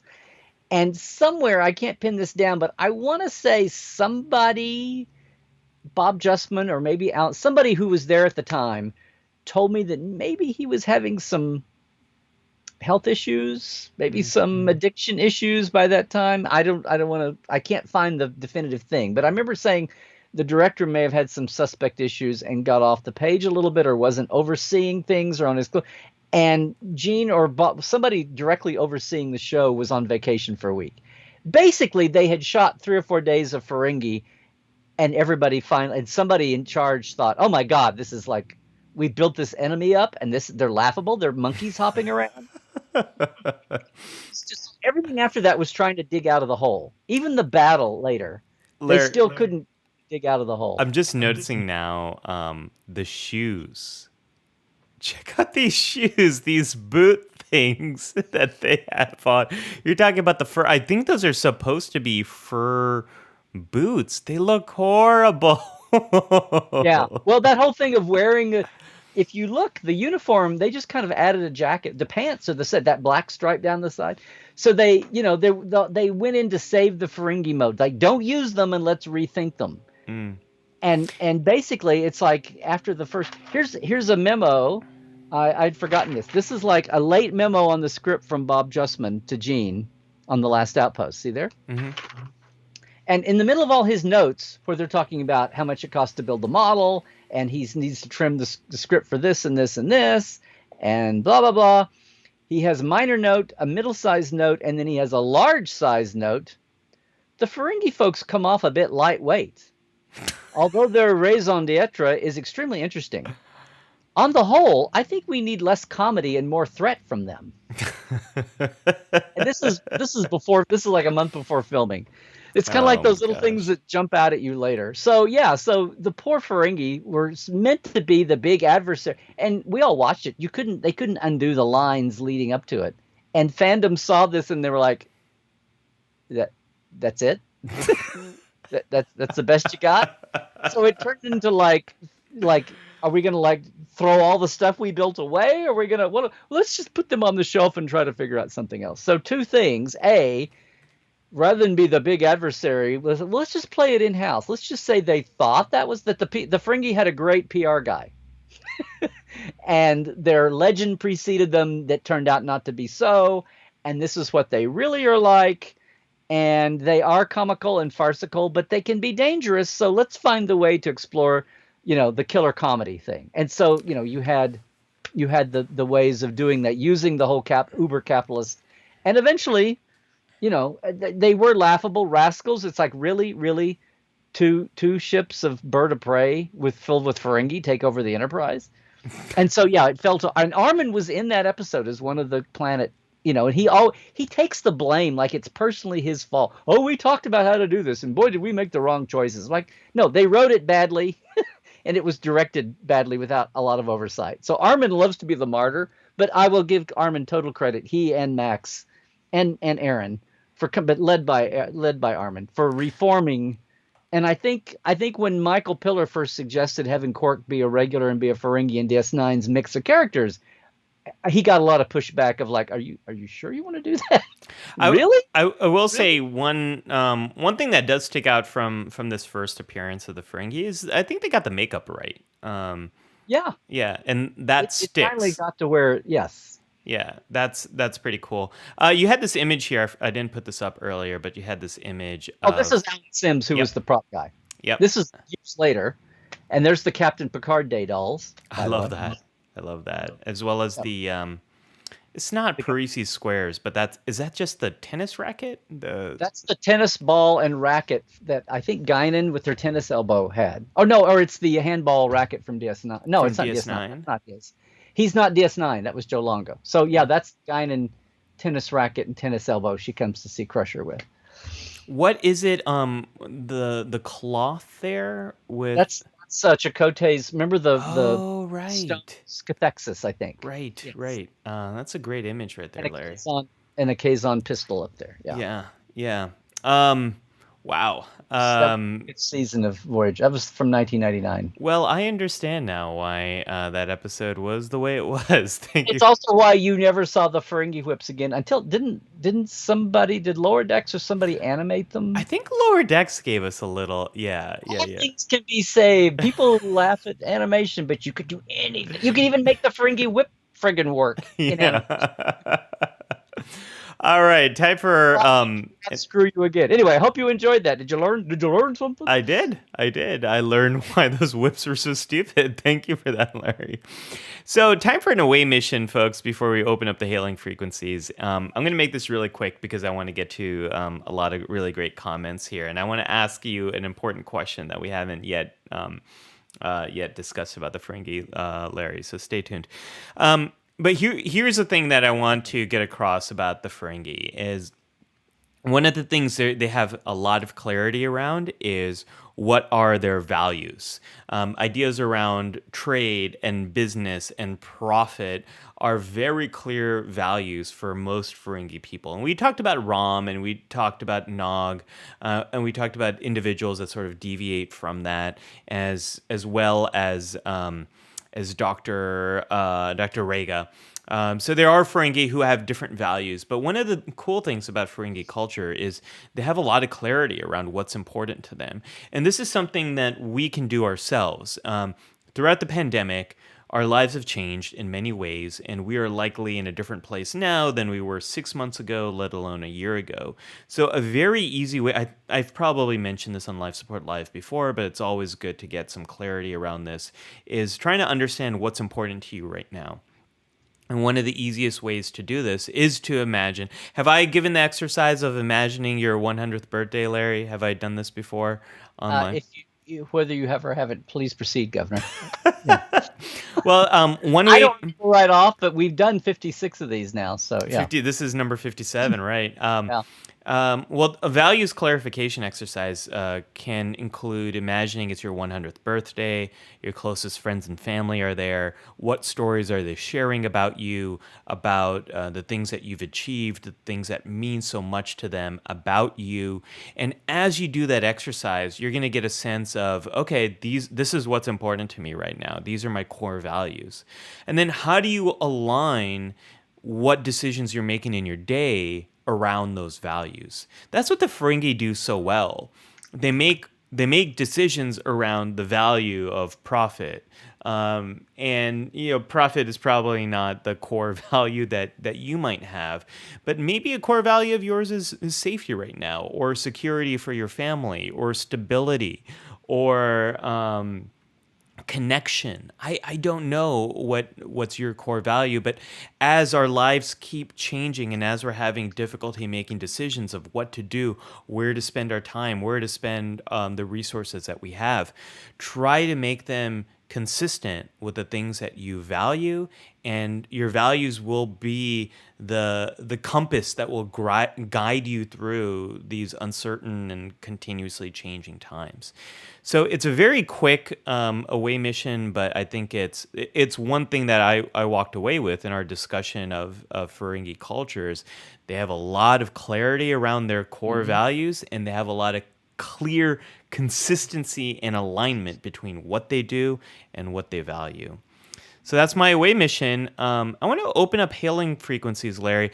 The chat's been so great. Chat's been. I'm way behind it. I was trying to make some notes, and I'm so sorry, guys. I'm going to be way behind. If you start at the bottom, come up, it'll be great. Yeah, before we get to the chat, I want to ask you an important question. So, here's one criticism that's been lobbed at Ferengis that we haven't really dived into yet, which is, are they an ethnic stereotype? Are they ethnic stereotype of Jews? Yeah. Of Jewish people. And I've also seen the criticism of Middle Eastern people, this idea of scheming, profit-driven, and even and treatment of women. And treatment of women, absolutely. And if you look at this concept art in the left area over there, definitely seems like that is a ethnic stereotype right over there. So.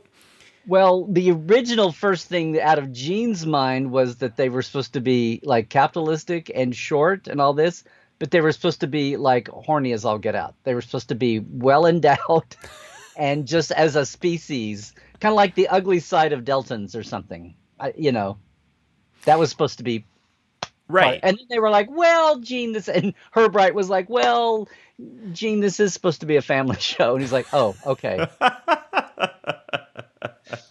But I mean, I think it's where the Ferengi. I've heard that. Yeah, I mean, you hear it more about are they a bad stereotype, but with the money, right? Of Jewish people. Jewish people. Yeah. And then when you dive into the origin, and you're like, well, no, wait a minute. There's the Arabic thing. So part of this, you could say, well, look, if they're offending everybody, does that mean it's even, Stephen? I think where they end up is they clearly are not a ethnic stereotype, but where they start and the first appearances, I definitely understand how that can come into play. And this is where I think our human biases can really mess us up is subtle biases we have creep into decisions we make about art, about portrayals, about makeup, about Yeah, I was gonna say a lot of the Armin, Max, Aaron, and on down the line, others, not all, but others were Jewish actors, whether they were practicing or not. And it kind of a little bit remindful, although I got in a discussion with this recently on somebody, black actors and Klingons. right, right, Even though Klingons were not played by black actors, which the whole thing about in the '60s the dark makeup, and I'm like that had nothing to do with being black. It was just they wanted to show.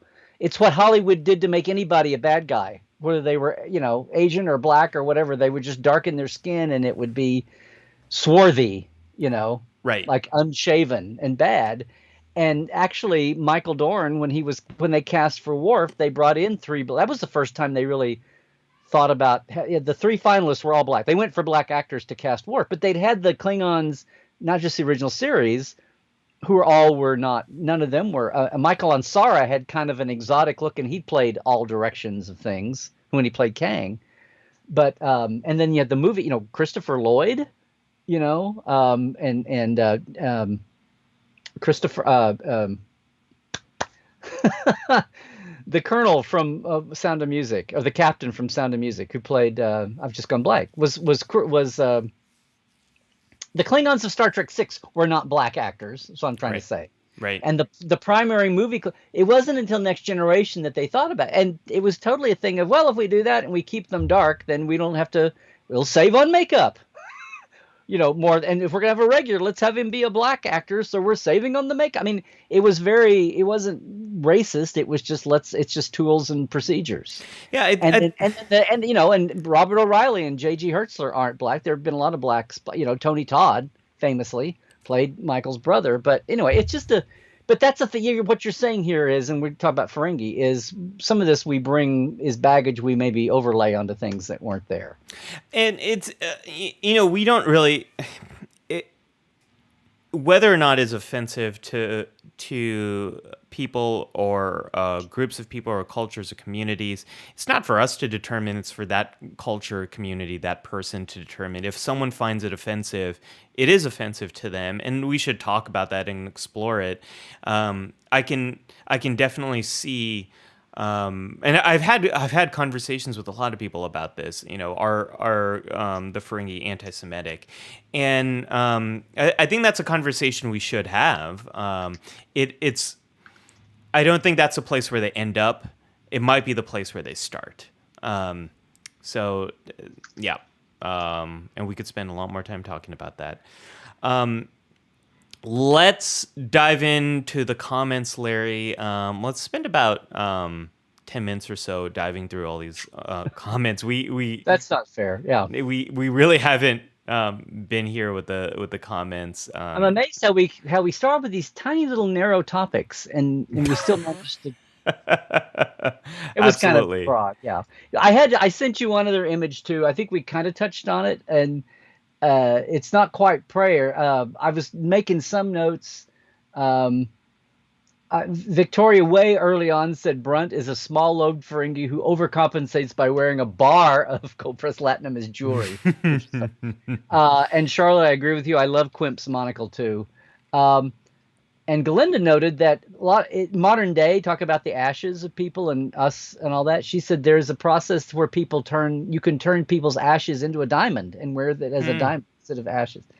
But Charlotte was talking about paying to pray is very much a thing. It feels like in medieval times and also later on. And that image, this is a diversity in Ferengi that I was trying to say. Once you finally have enough stories, we had a Klingon. We had a Ferengi assassin.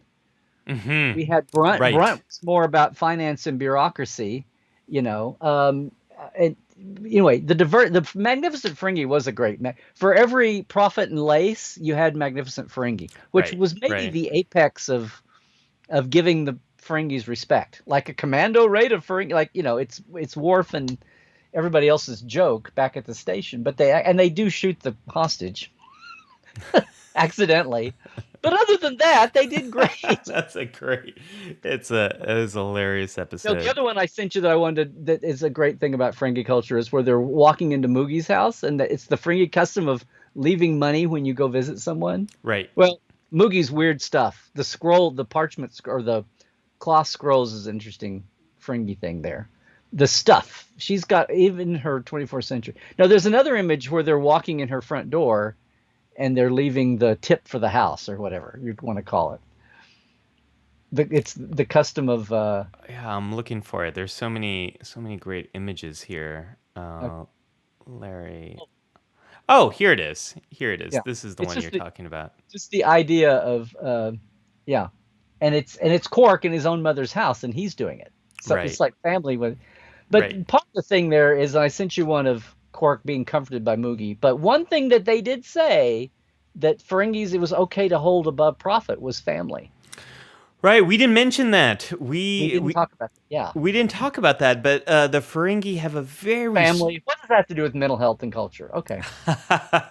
the Ferengi hold family in incredible high esteem. It's like It the one is. can beat profit. Yeah. Yeah, yeah. It's more important, and you see that time and again in Deep Space Nine. You see even Rom and Quark, like these two brothers, as much as they drive each other, they Crazy? Yeah. I was trying to walk my way out of that. I was trying to fight. I was engaging evasive maneuvers, Larry. they drive really each get other on each apart, other's right? nerves. Yeah. They really get on each other's nerves, and at the same time, they love each other. They support each other. There's a reason why Quark has employed Rom, even though he's so bad at his job, as being a waiter. Yes. He's good at fixing things up, which He's like good at self-replicating minds that save the Federation. Like somebody pointed out. Yeah, I'm sure more than one person. Yeah, yeah, and as Victoria says, themes of family are one of the best things about Deep Space Nine. Like, period. I absolutely agree with that. Absolutely agree with that.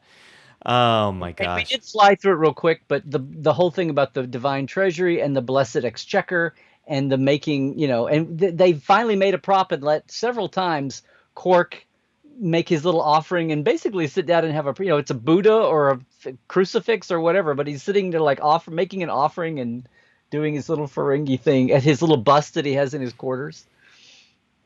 Yeah. And and he's letting Brunt do it while he's visiting. So it's like, Getting through some of these comments that I highlighted, a lot of folks had a lot of things to say about the money and happiness discussion. There's a lot of so Linda said money won't get you any better treatment from a nurse. We treat everyone the same. I absolutely agree, Linda. I think one of the challenges is though seeing a nurse, getting access.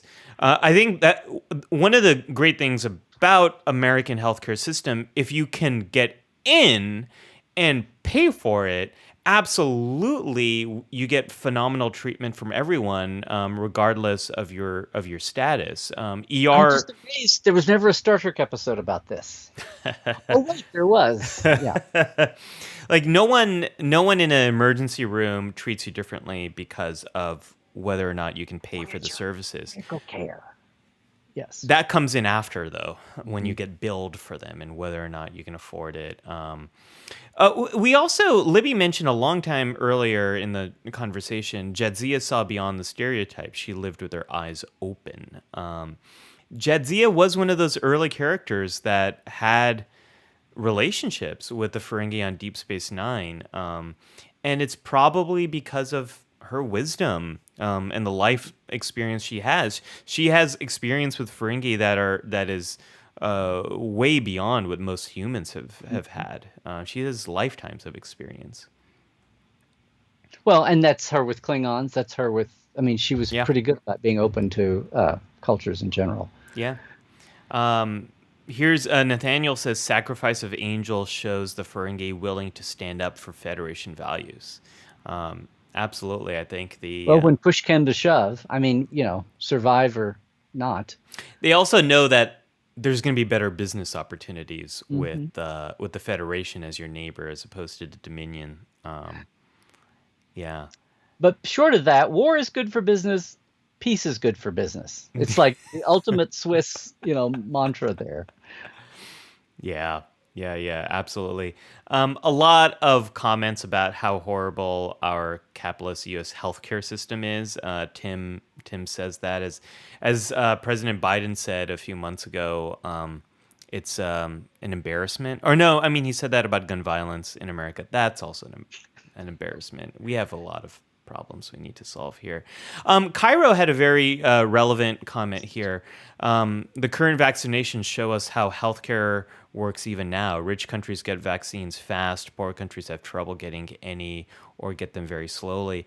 And I would say, Cairo, to extend upon that, you know, there's a lot of countries that have a lot of resources that also haven't been able to access the vaccines. I think one of the reasons why America has been so quick to vaccinate is a lot of the major companies that produce these vaccines are here, and we have sort of bought that supply from them to the point where even countries that have the money to spend can't access them.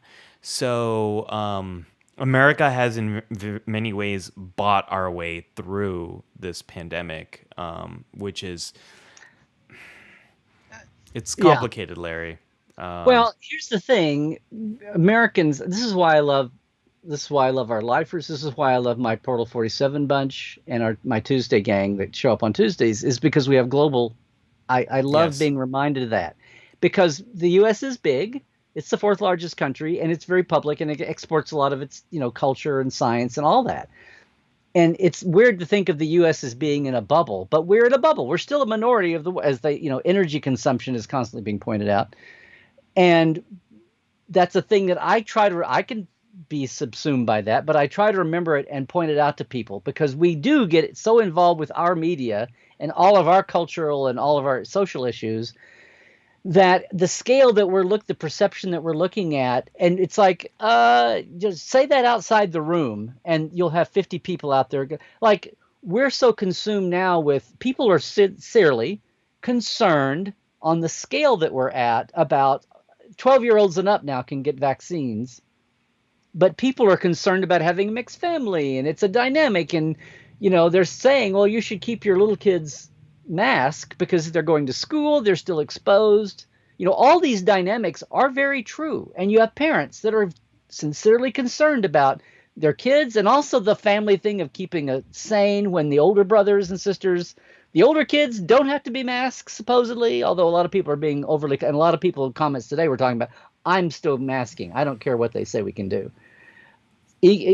Scientifically and emotionally both. But a lot of parents or people responsible for family units, they see this split. What, I'm going to make the little kids wear a mask and the older kids don't have to? Are you crazy? Like, what kind of, conflict is that going to introduce?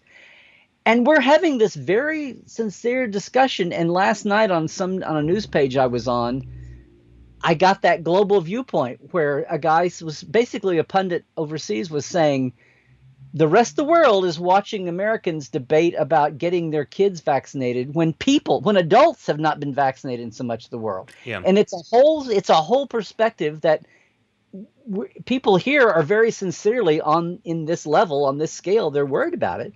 But it's true. Pull back, look at the bigger picture, and it is kind of shocking, sinful, disgusting, disgraceful that so many people in the world will be months before. My friend Chris in Japan, Chris of Jones at Trek FM, he's talking about how horrible the Japanese rollout is, and it may be months before he gets his first shot. Yeah. And Yeah. from that perspective, us debating about getting our 8-year-olds a shot does look really indulgent and all that. But it's just where, it's Yeah. Yeah. It's and it started at such a horrible place. Americans think we're behind on all of this. And it's only been this news from India and other countries and Europe. We started at such a bad place. We thought we'd be behind and we were behind the rest of the world. Well, and that's what I mean by we bought our way through this is if you look at everything that happened last year in the United States, we had a very, very bad response to the pandemic. We did not implement any of the things we really should have. It was a fragmented response that cost thousands of lives.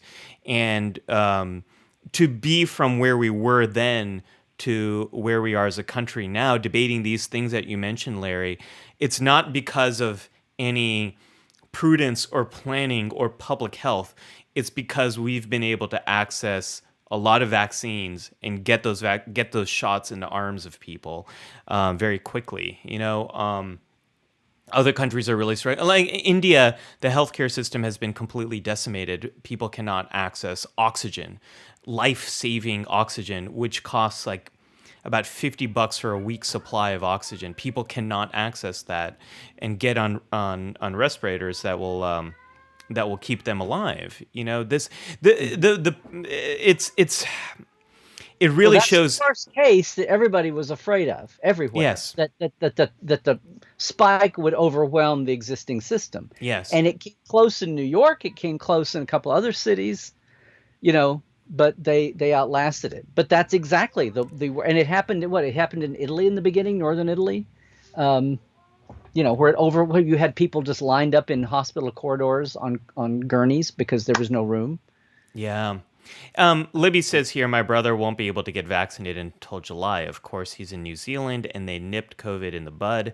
They haven't had masks. They haven't had masks for months, and this is part of the complexity here. There's countries like Taiwan that have very well navigated the pandemic, but also as a result, they haven't purchased as many vaccines or don't have as much access to it. And then you have countries like Japan you were mentioning. Japan has a very strange relationship with vaccines, where they had a bad batch of I can't remember what childhood vaccine it was, but they had a bad. Not one of the pandemics. They had a bad batch of vaccines many years ago that I think a lot of kids died as a result, and the Japanese government responded by pulling back requirements of vaccination. So Japan as a culture hasn't done a lot of mandatory vaccination, so they're a bit more hesitant to get vaccinated. So all this stuff is very complicated. It gets very complicated very quickly. So I know it brings up a lot of sort of stuff here for a lot of people. So it's like a less oppressive version of the blacks and the syphilis with the Tuskegee Airmen. Well, speaking of that, Charlotte has a comment. I disagree with the notion that we all receive the same health care if we have access to it. Women and people of color are often told their symptoms are in their head, and they don't have their complaints taken seriously, as leading to serious health issues being missed, leading to more complications and including death. So, Charlotte, you're talking about healthcare disparities, and to date, especially Black people, there's this bias that they can tolerate more pain. People who are Black are less likely to get pain relieving medication. People who are Black are more likely to die during childbirth. There's a lot of healthcare discrimination, healthcare disparities. Women, a lot of research. Up until actually the COVID vaccines, we didn't have a ton of research around how do vaccines impact pregnant women. That research just wasn't really done. So there are a lot of healthcare disparities and a lot of our bias as it flowed into the development of the Ferengi, and maybe why the early Ferengi depictions were such ethnic stereotypes. A lot of those biases also creep into healthcare as well. Let me highlight a few other comments here. Yeah, we got to go. I know my daughter's been banging on the door here. I don't know if people have been able to notice, but it's happening. I'm trying to... Oh, Charlotte also a long time ago said, I feel like a Cardassian mental health episode would just be a deep dive into Gul Dukat's megalomania. Well, and Garrett's ease of adapting to any situation. Victoria also had that great quote. Jake, when Nog says, like, what does it mean? You don't have money. And Jake says, it means we don't need money. And then Nog says, then you don't need my money when he's trying to acquire that baseball card for his dad. There was a conversation here. Libby pointed out. I think we slew through it real quickly, but the bit where Quark loses his bar, or he's going to be shut down, or he's reopened. Anyway, people are bringing him gifts, and the idea of getting gifts is like he has to get his head around it, or people showing their gratitude by bringing him stuff. And she pointed out, and then Charlotte said, and then Cisco, being the diplomat, he framed it as, well, to help him out, we need to find a place to store all these tables and chairs, so we'll pay you a rental fee for this. It's like, and the fact that Cisco to help Quark save face in his Ferengi mindset. And anyway, it was just everybody adapting to Quark for once, and the Ferengi way, and showing a bridge, in an outreach there. Melanie said a little while back, Ferengi names: Quark, a subatomic particle; Nog, an eggy holiday drink; and Rom, read-only memory. That's great. Never really connected those dots. Paramount legal note to Michael Piller: never make character names generic names again. Like, make something you can trademark. Make something you can trademark. Yeah. They never did that again. I like how Kylo referred to my away mission as, and now here's Ollie on the tip on how to become a better Ferengi. I love that. Hey, we have people in our audience that would appreciate that. Christoph here had a great perspective again. Another perspective. That's Cairo, if that's what you're looking. Yeah, well, Christoph here says the cancer medicine my father got would have cost over $5,000 per month if it wasn't for our almost universal healthcare system. He didn't take it as regular as he should have. Sigh. Might cost him a month or so, sadly, not more. But Christoph has a great point here about if we prioritize some of these things, Larry, it doesn't really become about money anymore. If we decide that this is something everyone should have access to. My main business coach, entrepreneur coach, has a saying, because so many people, when they go into business and they come in from creative worlds, if they're entrepreneur and they're coming in from and they have a thing about that money is dirty, or they're afraid of it, or they're a bad manager because they don't want to think about it, and they don't want to be slimy salespeople and all that. And there's a whole lot of mindset around, because it's not fair to yourself, right? Right. And she has a saying, it's like, because of all the emotion one way or another that's attached to money, and which is, like it or not, we're living in this capitalistic society. So one of her lines she always says is, money is the currency by which we live adult life. So whether you want to help out a cause you believe in, you need money to help them out. You could volunteer a certain amount or whatever and donate. But I mean, basically you need, if you have a person you want to help, if you have a thing you want to help, including yourself, money is the way you're going to get there. And thinking of shying away or being emotional around it or shameful or whatever, like, I'm sorry I'm having to charge you guys for this or whatever. It's like, that's not doing anyone any good. And I mean, that gets back to the idea of poverty. Whatever that is, it shouldn't be tied up with emotion that doesn't. Well, and that's gets back to poverty, is when you don't have enough money, it's impossible to think about money in any other way but a stressor. And a frustration. Christoph also asks a question about in the U.S., does a U.S. emergency room really treat a homeless-looking person without asking for insurance or a credit card? And Charlotte said, I might be wrong, but I believe legally they can't deny any treatment. So Charlotte is absolutely right. We don't deny treatment in an emergency room. Hospitals and emergency rooms eat the cost if there's no way they can get payment from insurance or from things like Medicare and Medicaid. The problem, Christoph, in our healthcare system is what Charlotte says here is, as to the quality of care, though, that's another story. You can't really have all the follow-up care that is needed after a person is stabilized to and there isn't the rehabilitation. There's a lot of healthcare problems that comes with problems like homelessness, that if there isn't the larger support built there, these problems continue and they build upon each other. And this is one of the great problems of our emergency rooms. We don't have a universal healthcare system here, so emergency rooms eat these costs, and people keep coming back and back and back. It's incredibly costly, and Yeah. it's not really doing anyone any good because you don't have that long-term support. Yeah, they're called emergency rooms because they're not primary care. So Right. number one, the patient doesn't get follow-up. Number two, if there's either the symptom or treating it later, if mental health is involved, our mental health system is so screwed, much less getting the same kind of, at least you got emergency care. There's very few.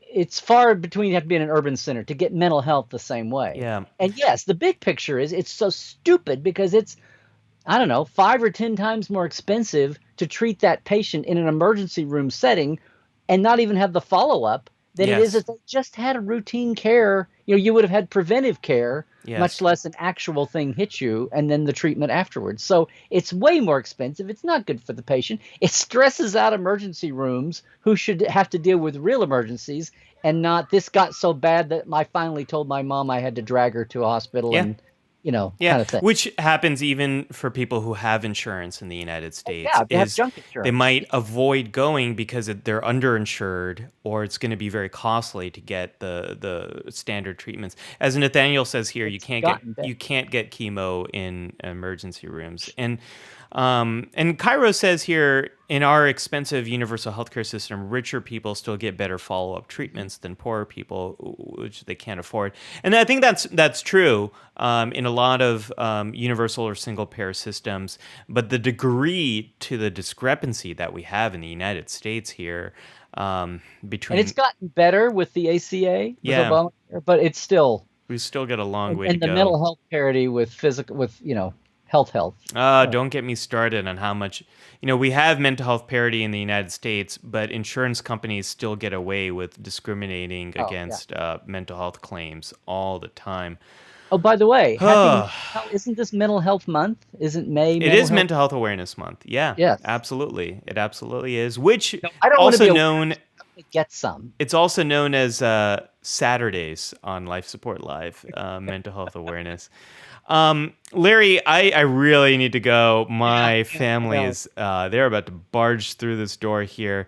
So as I play our can you throw up a couple of things for me very quick as you start? Yeah, I was actually just about to. So I was going to say the last month, I warned everybody that the last month had been kind of quiet and Trekland, but there's 2 big things happening, and one of them you should really know about. The first one, on Tuesday. This is amazing. So season 1 of Lower Decks on Blu-ray is coming out. I'm going to open this one in just a few minutes, but we're going to give away a copy. All you got to do is go to LarryNemecek.com and sign up for it. Okay? And it's just there, bang, and if you sign there, then you're in a random drawing. I'm going to do a random drawing live on Tuesday. I might even do something crazy and give away 2. So if you can, you don't have to be present to win. Go ahead, and if you win, I'll let you know later. But I'd love to see everybody on Tuesdays with us. And let's talk about Valley of Fire, Larry. And this is another thing. This gets into the whole thing of where everybody is on masking and traveling. But Terrace and I made a decision, and a lot of people aren't going to Vegas, or they're hesitant, or they don't know yet. And that's a whole issue. I've been seeing it. That's what I talked about Tuesday. Everyone's debating it online and just discussing. But we are going to offer the 1-day Valley of Fire tour on Con Eve on that Tuesday there that you see.